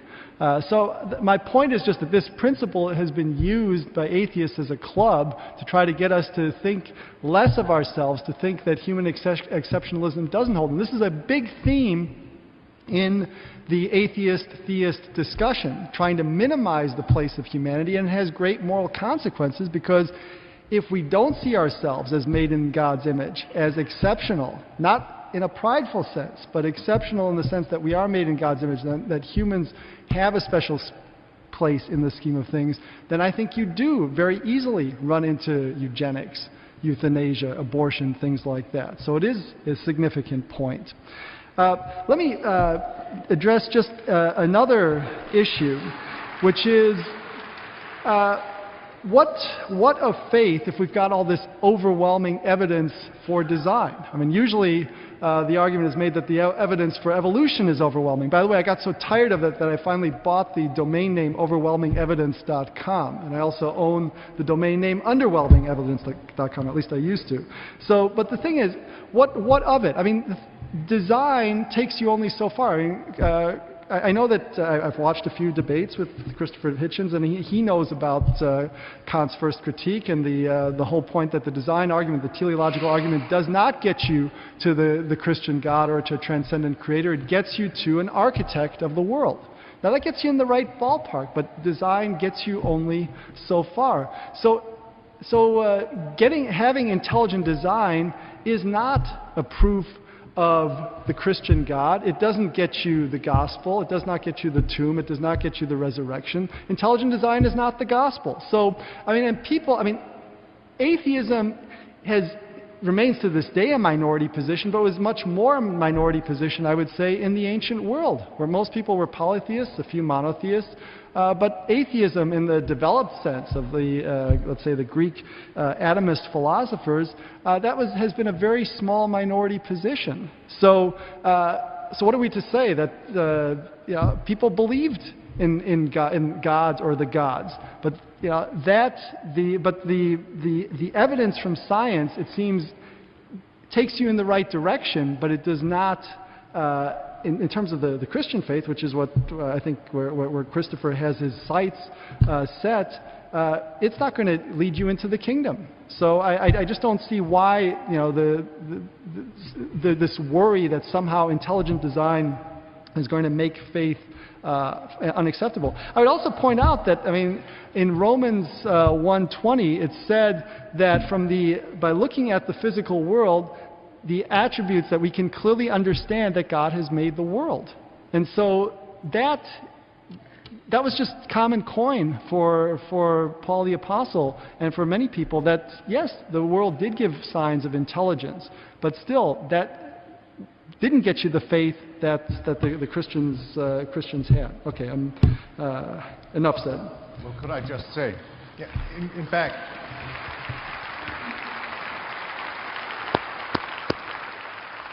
I mean it by way of applause. I think it's remarkable for Dr. Dembski to say that his scientific work doesn't have and isn't supposed to have any Christian implications. And it's a great generous admission on your part. Well, but it does get you in the right direction. It's friendly. I would say intelligent design is friendly to Christian theism in a way that Darwinian evolution never was and never was intended to be. I mean, if you look at Darwin toward the end of his life, he was a strong agnostic in the sense that no knowledge of any God was possible at all. Yeah. All right. Well, we've got some time for questions that we'd love for you guys to respond to, and what we'd like to add too, if you have one question for each other at the end, based on what the responses that you'd like to ask Mr. Hitchens or you'd like to ask Dr. Dembski, we'll save time for that as well. The first question, and these are for both of you to respond to. Obviously, they're kind of pointed towards one person or the other, but the first one is for Mr. Hitchens. Using the evolutionary process, where do you, and you answered this a little bit, but if you could expound on it, where does the concept of human thought and the ability to reason come in, especially in dealing with things that would seem to go against the evolutionary concept, the idea you mentioned before was self-sacrifice. Why would there continue to be something like self-sacrifice if that's not going to continue to move on to species? So where does that idea, the ability to reason, come from using evolution? Well, I think the question may be confusing the idea of reasoning with the idea of self-sacrifice, which isn't necessarily an irrational one. My favorite example, I think, would be because we do need an explanation, or it would be nice to have one. It's a good speculation. Why do people get pleasure from doing things that aren't necessarily in their interest, just for the sake of other people? I hope no one in this room hasn't had that feeling at a certain point. And it's very nice that we have it, along with all our predatory and selfish and other survival necessary attributes. I think my favorite example is that of giving blood. I like giving blood. I like the feeling that I'm giving someone else a life-giving fluid. I am giving it. I'm also not losing it. It doesn't take very long to replenish a pint of blood, so it's a really wonderful gift relationship to have. You haven't lost a pint, but you've given one. So there's no need for any sort of feel-good or self-congratulation about it. You haven't really made a big sacrifice, but you've taken a little time, you've thought about other people.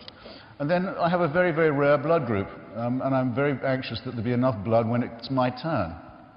So there's every interest in the good feeling that I have, the warm feeling that I have, being one that evolution has given me for my sake and for everybody else's. I don't think there's anything very mysterious about that, do you?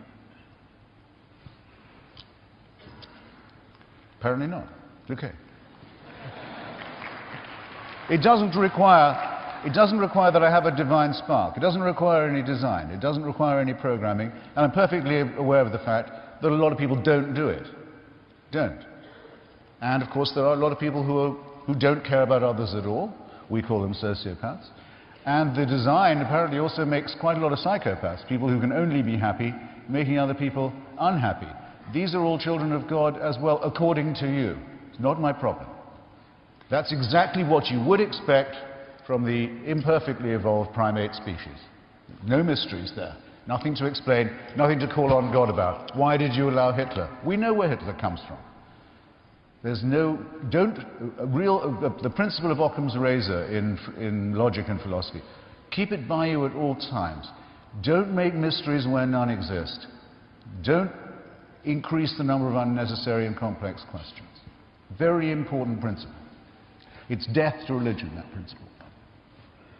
Would you like to respond to that as well? Maybe just follow up. I mean, it's certainly a big theme both here and in Christopher Hitchens' book, this idea of bonding, that evolution has given us some sort of group solidarity, makes us bond, and that this helps preserve the species. So so it all kind of matches up.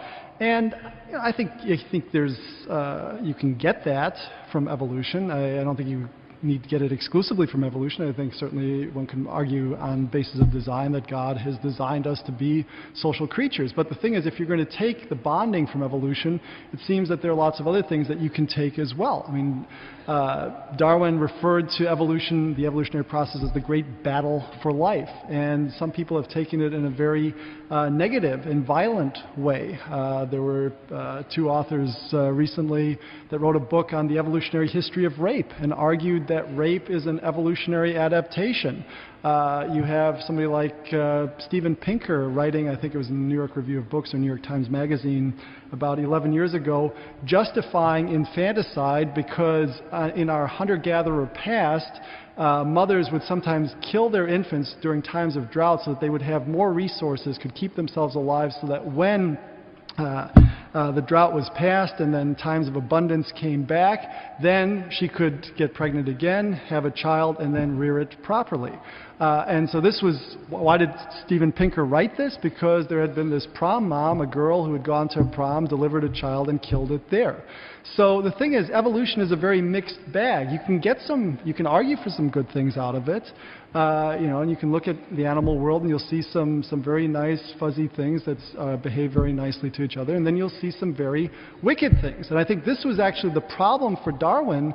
If you read, he cut his teeth on William Paley's Natural Theology. The longest chapter in William Paley's Natural Theology is the second to the last one, in which he's trying to justify the evils in nature, and he tries to really minimize it. He poo-poos it. He says, well, yes, organisms kill each other and they die, but it really happens very quickly and there's not much pain. Darwin takes his voyage on the Beagle, looks at the natural world, and he sees a world of parasites and nastiness. And he says, how could this be? How could a good God design something like this? And you see this mixed bag in nature. And this is actually, I think, a challenge for design to make sense of also the nasties. But the thing is, it's a challenge for design, but it's not a refutation of design, because we can determine whether something is designed independent of the morality or goodness or optimality of the design. So the issues run very deep, and we're not going to really be able to resolve them here, but I do want to give you some sense that there is a discussion here, and there's some interesting issues, and things are also not that pat in terms of trying to understand bonding and the feel-good things in our morality and our being simply on the basis of evolution. It's a mixed bag. Whereas only a few verses away, only a few verses later than the Ten Commandments, God instructs the children of Israel to kill everyone of the other tribe, the Amalekites, the Midianites, everybody, all the men, all the children, and to leave only the marriageable women alive. That is an instruction that's very frequently repeated, by the way, and invariably carried out. When Thomas Paine pointed that out in The Age of Reason a couple of centuries ago, there was a Welsh bishop who wrote in, complaining to him, saying, the Bible does not say those women were kept for immoral purposes. You're free to believe that if you wish. But if you're going to bring up rape and evolution and the way that humanity actually behaves, under divine instruction, I'm pointing out here, you must stop saying what I meant to correct you from saying earlier, that what I attack is what people do in the name of religion. No, they don't mistake religion when they obey commandments like this. What I object to is what's in the original instructions. And these are instructions for rape, genocide, and slavery. They are instruction manuals for it. And also, how to behave like a slave yourself. Just to come.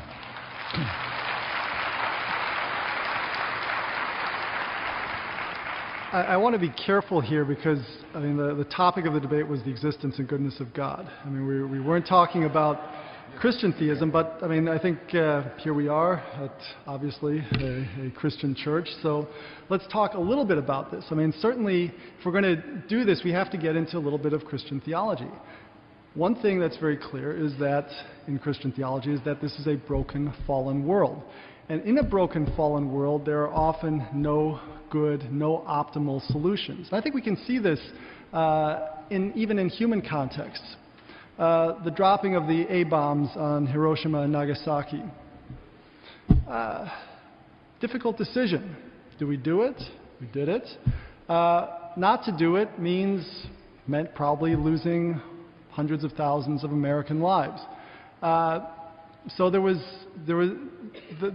problem is that in a fallen world there is no perfect optimization strategy. And it seems to me that God, in dealing with a fallen world, is often confronted with trying to get the best of some bad options. And I think one thing, it's funny that the Amalekites keep coming up. The Jews decimated or annihilated them. But the thing is, the Jews also turned against themselves. They probably fought as much against themselves as they fought against other people, and sometimes in divine judgment. When the concubine in Judges was dismembered because of this, the Benjaminites, almost the entire tribe of Benjamin was destroyed. God is a just God, and in a sense, He's not bound by the same rules that we are. He makes the rules, and the fact is we all die. And this is a decision by God.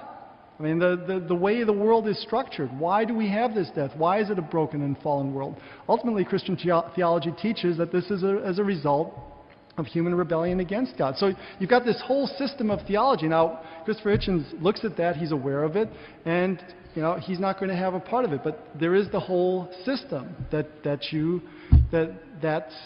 comes to you. And it does, the alternatives, it seems, if you're not going to go with a theistic position, a Christian theistic position, or some other position, maybe you don't find that one right, then it seems that you're confronted with an atheistic position, which has its own problems. I think the indignation and that Christopher Hitchens feels, and the thing is, I applaud probably 80–90% of his book, the hypocrisies, the problems that he finds.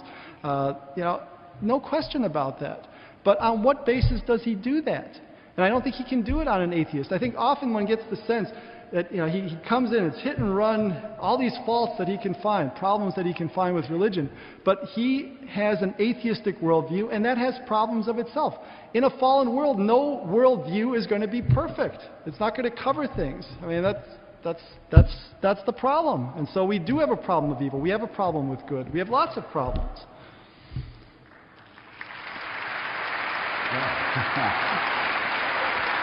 We can either go back to questions or you can continue on. Do you have a response to that? Well, in an evolutionary mammalian world, also quite obviously there is no perfect solution either. As I've said, I hardly need to say it once you've described that that's what we are, imperfectly evolved mammals on a short-lived planet. People now object to that, though it's true, and there's all the evidence is in its favor. We are poorly evolved mammals on a short-lived, rather endangered planet. People say, well, if you believe that, that's depressing, nihilistic, makes things seem so random and capricious and so on. Well, yes, but is it true or not? What is true of your view? What is true of your view, sir? Well, you've just said that God makes a human species, takes a brief look at it and decides it's in rebellion against me. It doesn't know how it's done this, but that's his verdict. You're in rebellion against me. For one thing, you've broken the rule I gave you, don't think for yourselves. You deliberately went and looked for knowledge.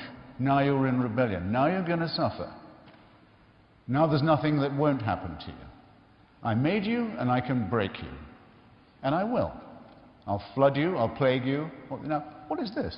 This is like being a terrible insect or rodent in the laboratory of a cruel and stupid person.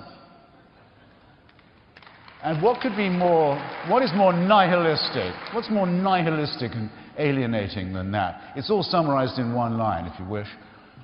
To believe what Dr. Dembski believes and his co-thinkers believe, you have to consider yourself created incurably sick and then ordered on pain of death and eternal torture to be well. This is not morality.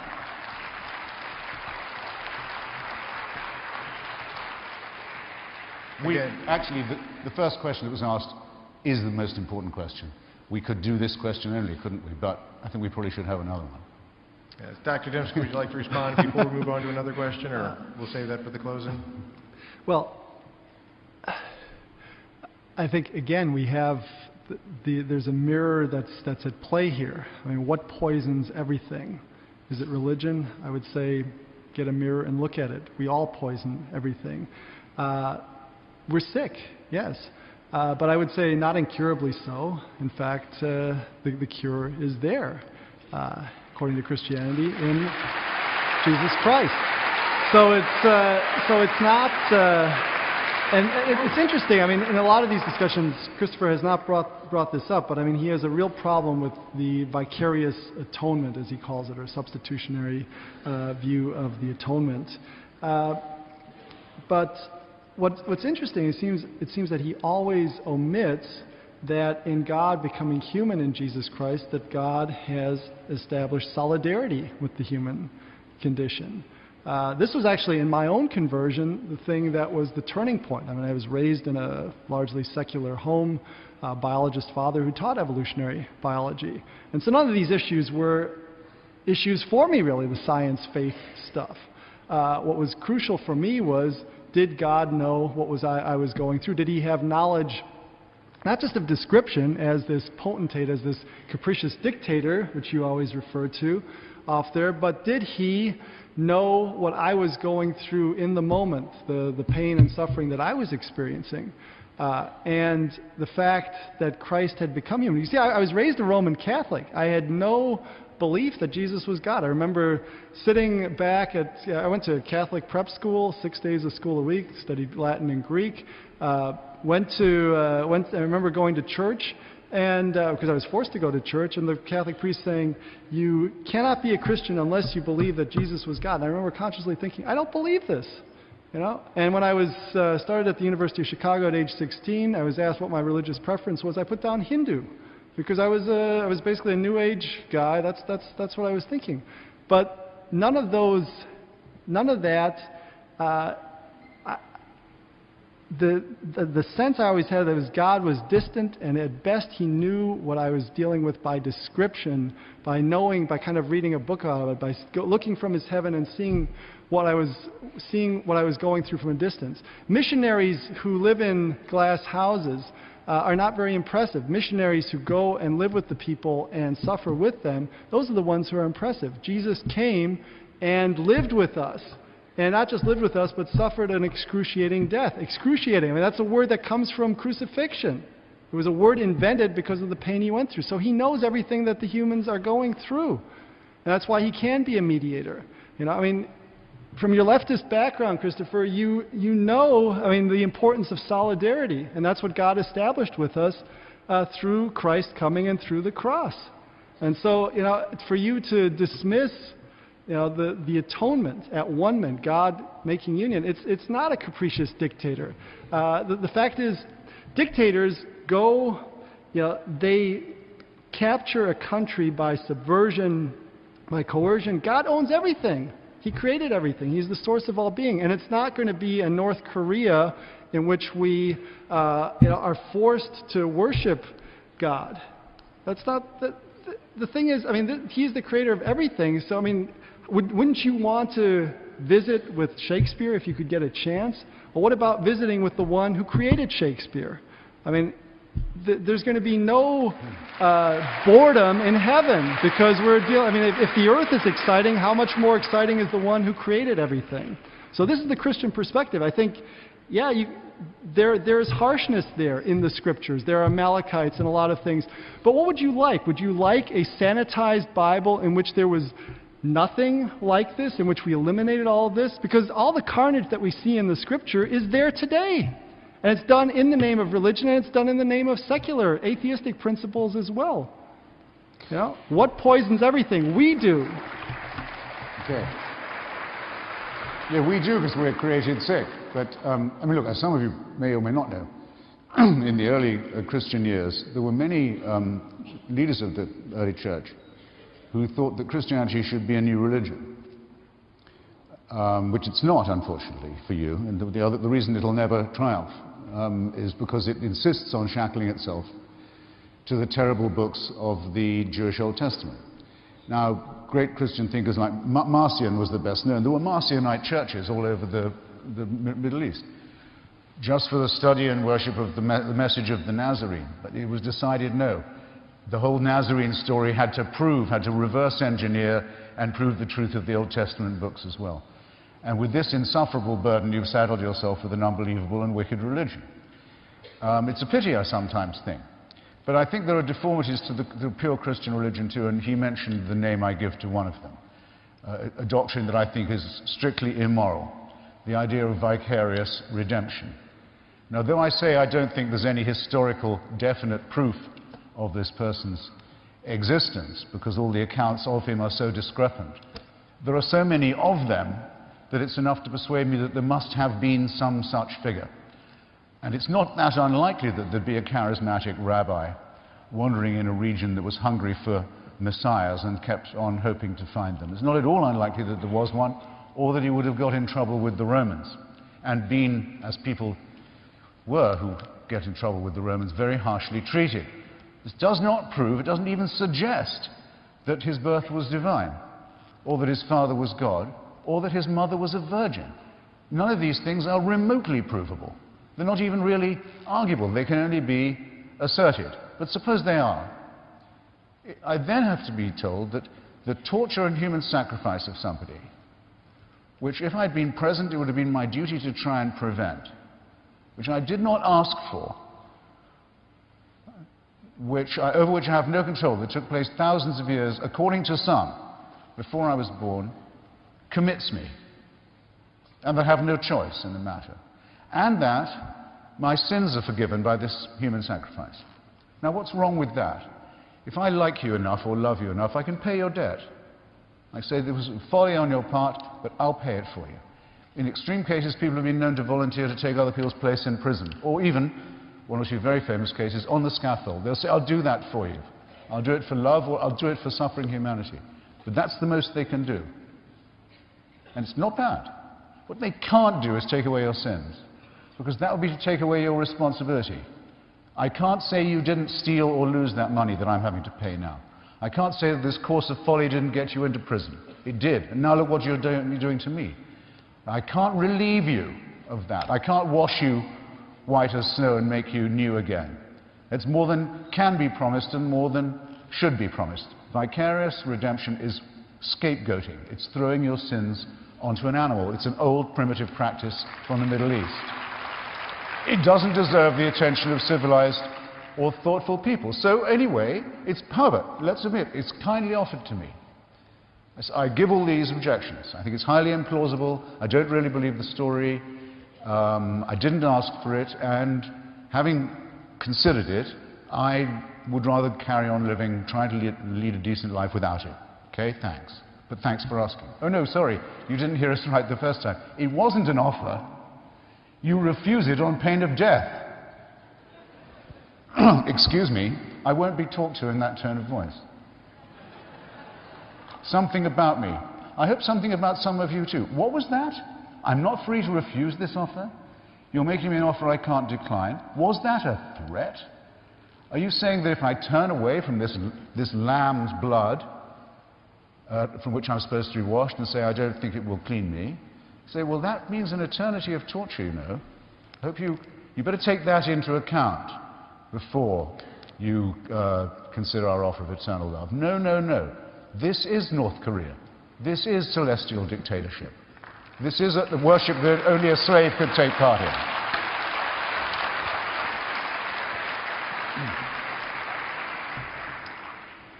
I'm happy to respond to this. I think we've only gone through one question so far. But let me just say this, that you refuse this on pain of death. According to Scripture, we're dead already in trespasses of sins. So the only way we're going to find life, I am the resurrection and the life, he that cometh to me, though he were dead, yet shall he live. That is God's offer of life. And it's remarkable to me that you identify sins with responsibility. I mean, the penal substitution or vicarious atonement, what is it saying? I mean, it's really saying that there's a moral law that all debts must be paid. And that's when you give the examples of the person who pays your debt, who serves the prison sentence for you, who dies the death that you deserve. That is what is at stake. That's what it means to be forgiven. It means that that debt is paid and that God will not hold you accountable for it because the debt has been paid. Jesus paid the debt. I'm not sure, to bring in responsibility, of course, you did it. And God remembers that you did it, but he's not going to hold it against you. But the thing is, on atheist principles, what do you mean by responsibility? I mean, you talk to many Darwinists, you're a Darwinist, they will say free will is dead. I mean, something like Will Provine at Cornell. Free will. I mean, in fact, it's good that free will is gone because then you can't punish people for doing things that they were conditioned to do anyway. But the thing is, if you don't have responsibility, if you don't have free will, you don't have responsibility. Responsibility is the ability to respond, to do differently. And on atheist principles, you don't have responsibility. So, look, I mean, I feel the pressure and the things that you bring up, and I think maybe it would be nice if we could just sit around and talk about these things at length sometime. Mm-hmm. I'm not entirely comfortable with all the theology. I tell my students at the seminary, the Bible is not a book of systematic theology. You know, it's nice to have it all laid out and everything is in its neat place. It's messy, and the world is messy, but it captures that messiness. And I think it offers hope and it offers truth, and I find it does a better job than an atheistic worldview. Does it do a perfect job? No. I wish it did a better job. Hell, I'm not real comfortable with that. The exclusivity of Jesus Christ, that He is the way, the truth, and the life, the only way. You know, I wish sometimes that that it wasn't quite that harsh a truth. But you know, that's the thing is, I think with worldviews, often we're stuck with package deals, and I accept it. But I think there are tensions that we all deal with, and I hope you find them in your atheistic worldview, because I don't think it's all neat and pat. And I think in these debates we sometimes have to pretend that we've got it all down, and I don't think any of us do, really.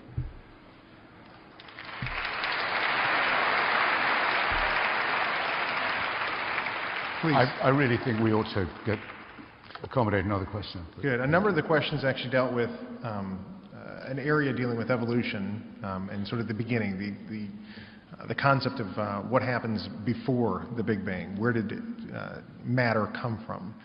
How did we get that? And so if you could sort of respond to that from that concept, and actually if Dr. Dembski in talking about that same concept in dealing with intelligent design, right? Where are the gaps within the species that you've found? Right, those species that are in between that sort of give a problem to the intelligent design concept that sort of demonstrate evolution. So less than 3 or 4 minutes. Yeah. Well, I mean, I think Christian theology has certainly taught that God created the world from nothing. Nothing in the sense that there was no pre-existing matter, that there's no principle outside God that is equally eternal. And that seems to be mirrored in the Big Bang, because it seems that our physical laws, if we look at the observable universe, not the speculated multiverse, but if we look at the observable known physical universe, it seems that when we trace back in time, we get back to some singularity, some point at which we can't push the laws of physics, can't run the clocks back any further. So that suggests the beginning. And this was actually a very big issue within the scientific community 30, 40, 50 years ago, because when the Big Bang really seemed to be alive and the way to go in our understanding of fundamental cosmology, there was the sense that it opened the door to theism, because the previous view had been a steady state view in which basically matter, the universe, everything was eternal, and had basically been unchanged since eternity. So it was a big challenge. Now I think there are lots of moves these days to try to monkey with the cosmology to get a bigger world, a multiverse, but basically that's a way of, I think, trying to get by the theistic implications of Big Bang cosmology. With regard to evolution, I don't know. I mean, that's just a huge topic. I mean, the continuity in the fossil record.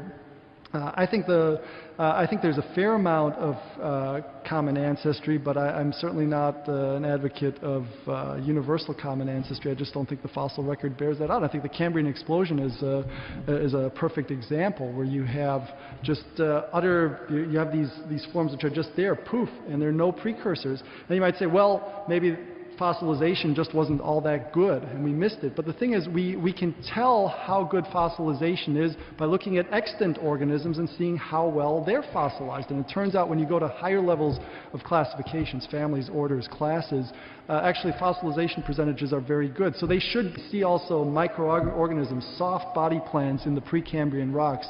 So it seems to me that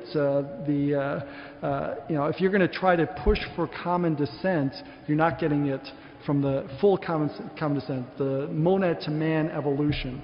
I don't think the evidence supports that. Stephen Hawking's latest book on the Big Bang, the first one in which he actually says explicitly that it all works without God, in fact, works better without the idea of a creator, contains a statement with which I hugely want to disagree. He says that these latest discoveries in physics are also the death of philosophy. I don't want that to be true, because I'm not a scientist. And I revere philosophy. But what he means by it is this. There was a time when a philosopher, a natural philosopher, someone like Newton or Kant,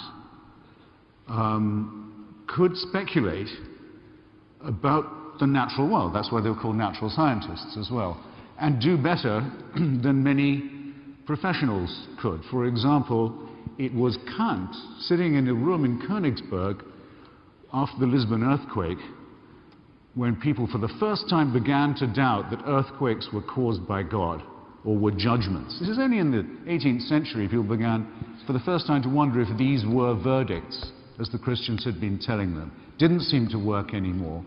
Kant proposed the idea, it said it may seem fanciful, but perhaps there are underground caverns, some of them even below the sea, which sometimes cave in and lead to what he didn't call seismic events, because we didn't have a word for seismology then. But there were philosophers could do scientific work by speculating on the natural world and using their heads, as Lucretius could with the atoms.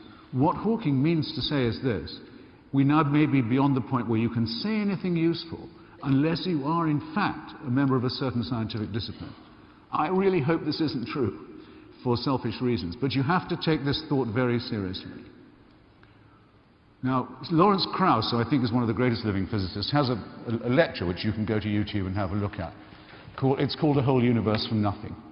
He explains how it is, how with what we now know about the quantum, which is perilously little, by the way, so far, but what we know about it, can claim to know, suggests that actually nothing from nothing isn't as much of a contradiction as it may seem. And that's about the origins of the matter.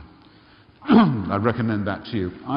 My only philosophical contribution, if you like, would be towards the end of the question, which is a little easier, I think. Whether we came from nothing or not, we are certainly headed for it, or it is headed for us.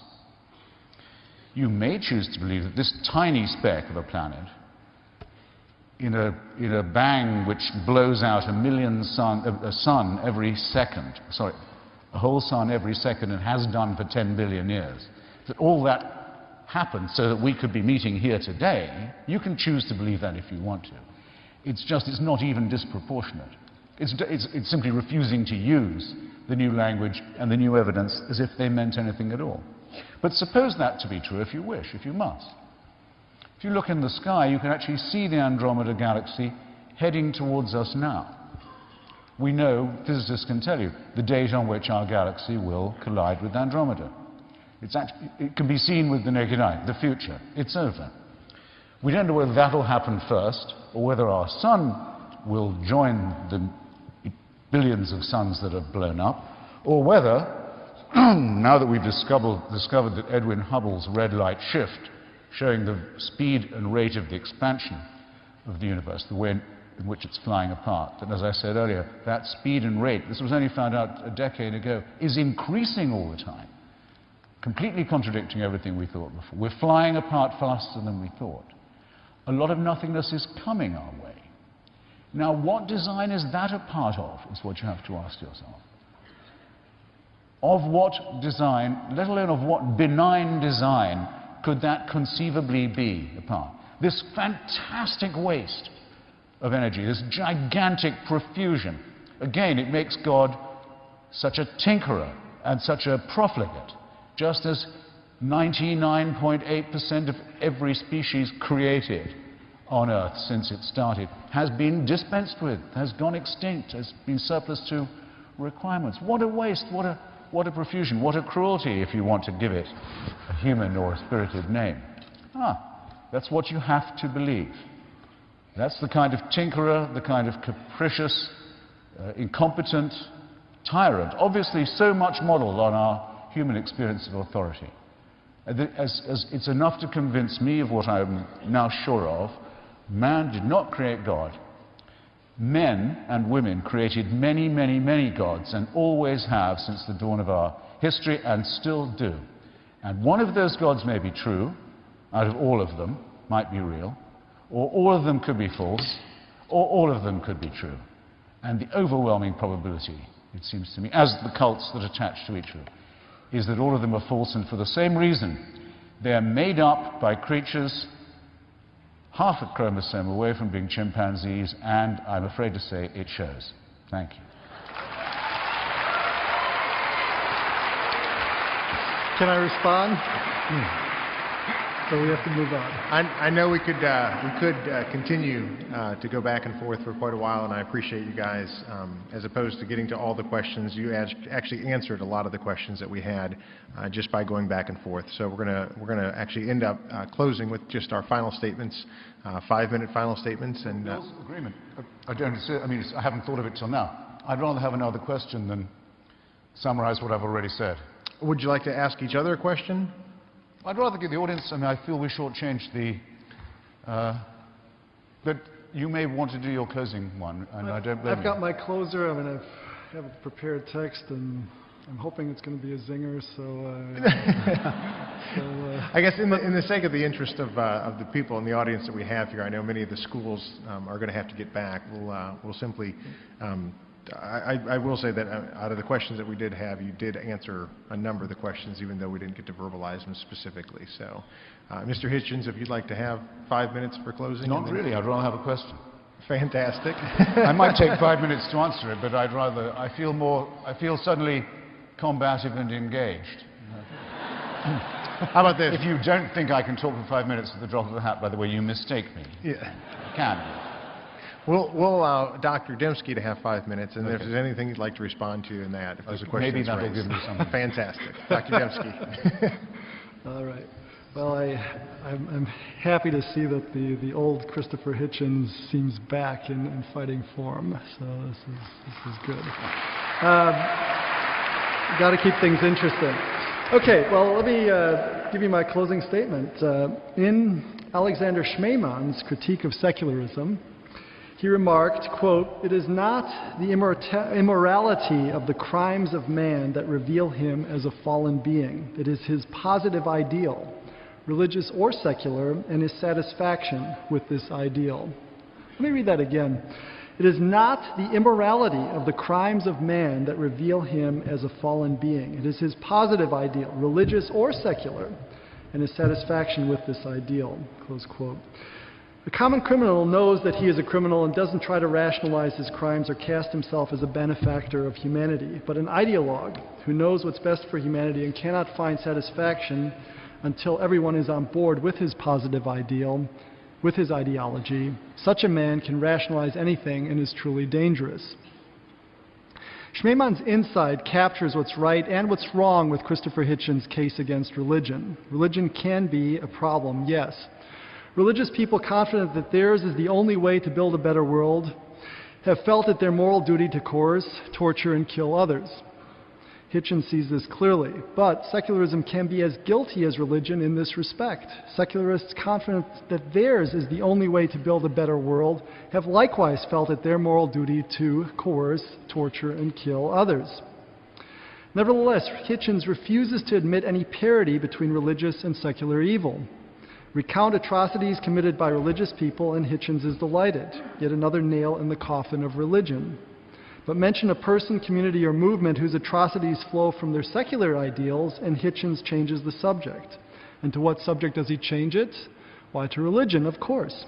For instance, mention Stalin and the millions he killed, and Hitchens will tell you how Stalin started out as a seminarian for the Orthodox priesthood, and how Russian Orthodox believers presently make icons of Stalin, complete with halos. Mention the Nazis, the Holocaust, and Hitler. Hitler, by the way, likened Christianity to smallpox, and Hitchens will regale you with how many SS were churchgoers. Mention North Korea and its crazy communist dictators, and Hitchens will inform you that the North Korea is the closest thing you can imagine to the Christian heaven, complete with a holy trinity, comprising Kim this, Kim that, and Kim something else. Changing the subject in this way, however, doesn't change the fact that secularism can be just as ideologically driven as religion. The irony is that Hitchens' own atheist crusade is itself ideologically driven. The subtitle of Hitchens' book reads, "How Religion Poisons Everything." Gripped by the idea that religion poisons everything, he cannot allow that religious people, precisely because of their religion, might do good. Hitchens takes this idea to ridiculous extremes in his attack on Mother Teresa. In his 1994 BBC documentary, Hell's Angel, his 1995 book, The Missionary Position, and briefly, in God Is Not Great, Hitchens portrays her as a self-serving hypocrite. In the audience today is my good friend, Mary Poplin, a professor at Claremont. She was in Calcutta with Mother Teresa when Hitchens came out with his book against her. Recently, Poplin published Finding Calcutta, in which she recounts her time with Mother Teresa. Poplin writes, quote, and Poplin and the nuns there were reading your book while she was there. Hitchens also accused Mother Teresa of receiving the best in health care when it was not available to the poor. However, I took an offer to her from a colleague's brother who was involved in developing a new pacemaker to replace her old pacemaker with a new and improved one.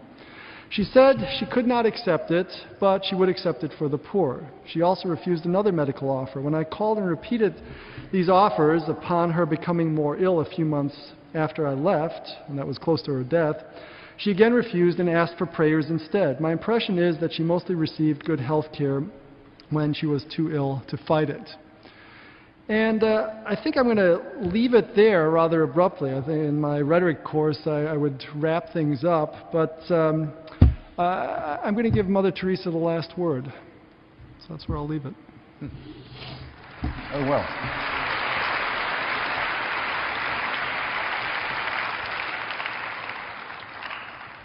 Well, Mother Teresa was a fanatic, a fundamentalist, and a fraud. She was not a friend of the poor, as she claimed to be. She was a friend of poverty.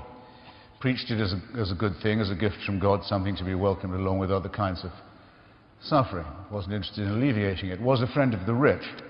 Took money from the Duvalier family in Haiti, one of the most obscenely bloated dynastic dictatorships in history. Took money from Charles Keating, the man who robbed Americans blind through the Lincoln Savings and Loan. Stolen money. All to build convents in her own name, more than 200 of them around the world, in order to found an order that bore her name. This is not modesty either, nor is it humility. It doesn't exhaust my critique of her either. We all know there is a cure for poverty. It's a rudimentary one. It does work, though. It works everywhere for the same reason. It's colloquially called the empowerment of women. It's the only thing that does work. If you allow women some control over their cycle of reproduction, so that they're not chained by their husbands or by village custom to annual animal-type pregnancies, early death, disease, and so on. If you will free them from that, give them some basic health of that sort, and if you're generous enough to throw in perhaps a handful of seeds and a bit of credit, the whole floor, culturally, socially, medically, economic of that village will rise. It works every time. Mother Teresa spent her entire life campaigning against that outcome.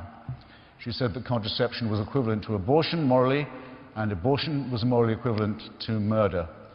She was entirely against the only thing that cures poverty.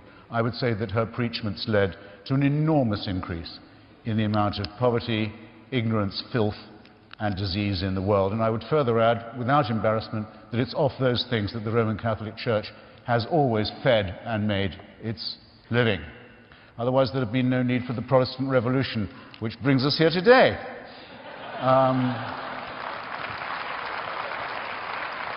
And believe me, I've barely started with that terrible person. Now, as I said before, you can be an atheist in anything you like. You can be an atheist in the Marquis de Sade. You can be an atheist and be a great humanist. I mean, most of the missionary work, work done by Médecins Sans Frontières, for example, by Oxfam, by many other people in the stricken parts of the globe which I've visited, done by people who are not doing it to proselytize for their faith. They're not doing it handing out Bibles surreptitiously. They're not doing it for any such reason. They're doing it for its own sake. That's a beautiful humanism, and I admire it. I even think it has a slight superiority, and there's no hidden agenda to it. But I'm not going to have Nazism called secularism, if you don't mind. I'm a prisoner of what I know here. I know too much about it. I've read Mein Kampf, for example, which most people have not, where Hitler says several times, starting very early on, that he's doing God's work. in exterminating the Jews. He went on saying that. The Vatican was shown the book.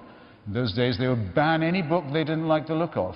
They were one of the great book banning organizations in the world. They didn't ban the book that was written by the leader who made his first political treaty in Germany with them and their church, and outside Germany between his dictatorship and the Vatican. If you wanted to take your oath, well, you didn't have to want to, you had to, if you were in the German army or in the SS, to take your oath to the Führer, which was compulsory. You took it like this: I swear by Almighty God, undying fealty. Around your belt, if you were a soldier in the Nazi army, you had to wear a buckle that said Gott mit uns, the German for God on our side.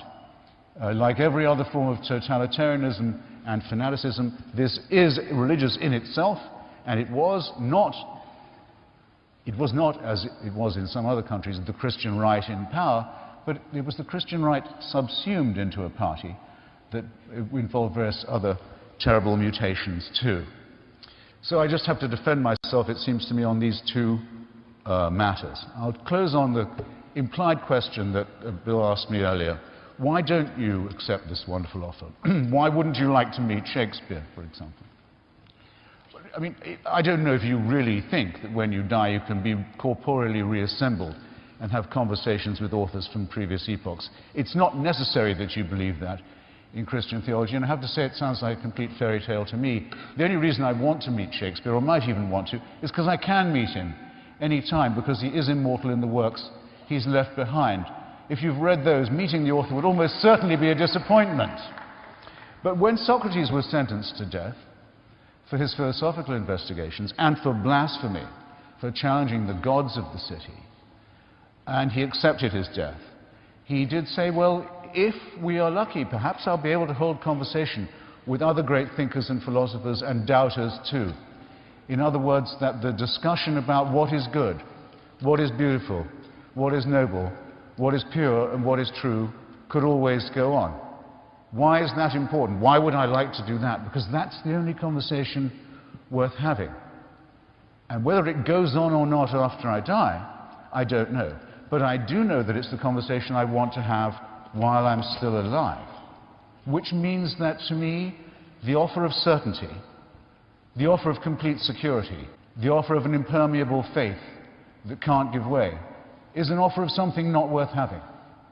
I want to live my life taking the risk all the time that I don't know anything like enough yet, that I haven't understood enough, that I can't know enough, that I'm always hungrily operating on the margins of a potentially great harvest of future knowledge and wisdom. I wouldn't have it any other way.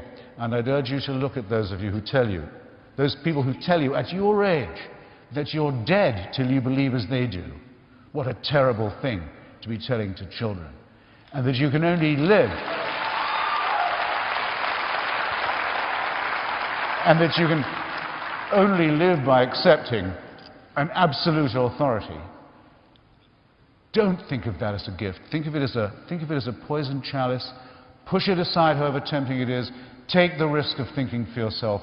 Much more happiness, truth, beauty, and wisdom will come to you that way. Thank you.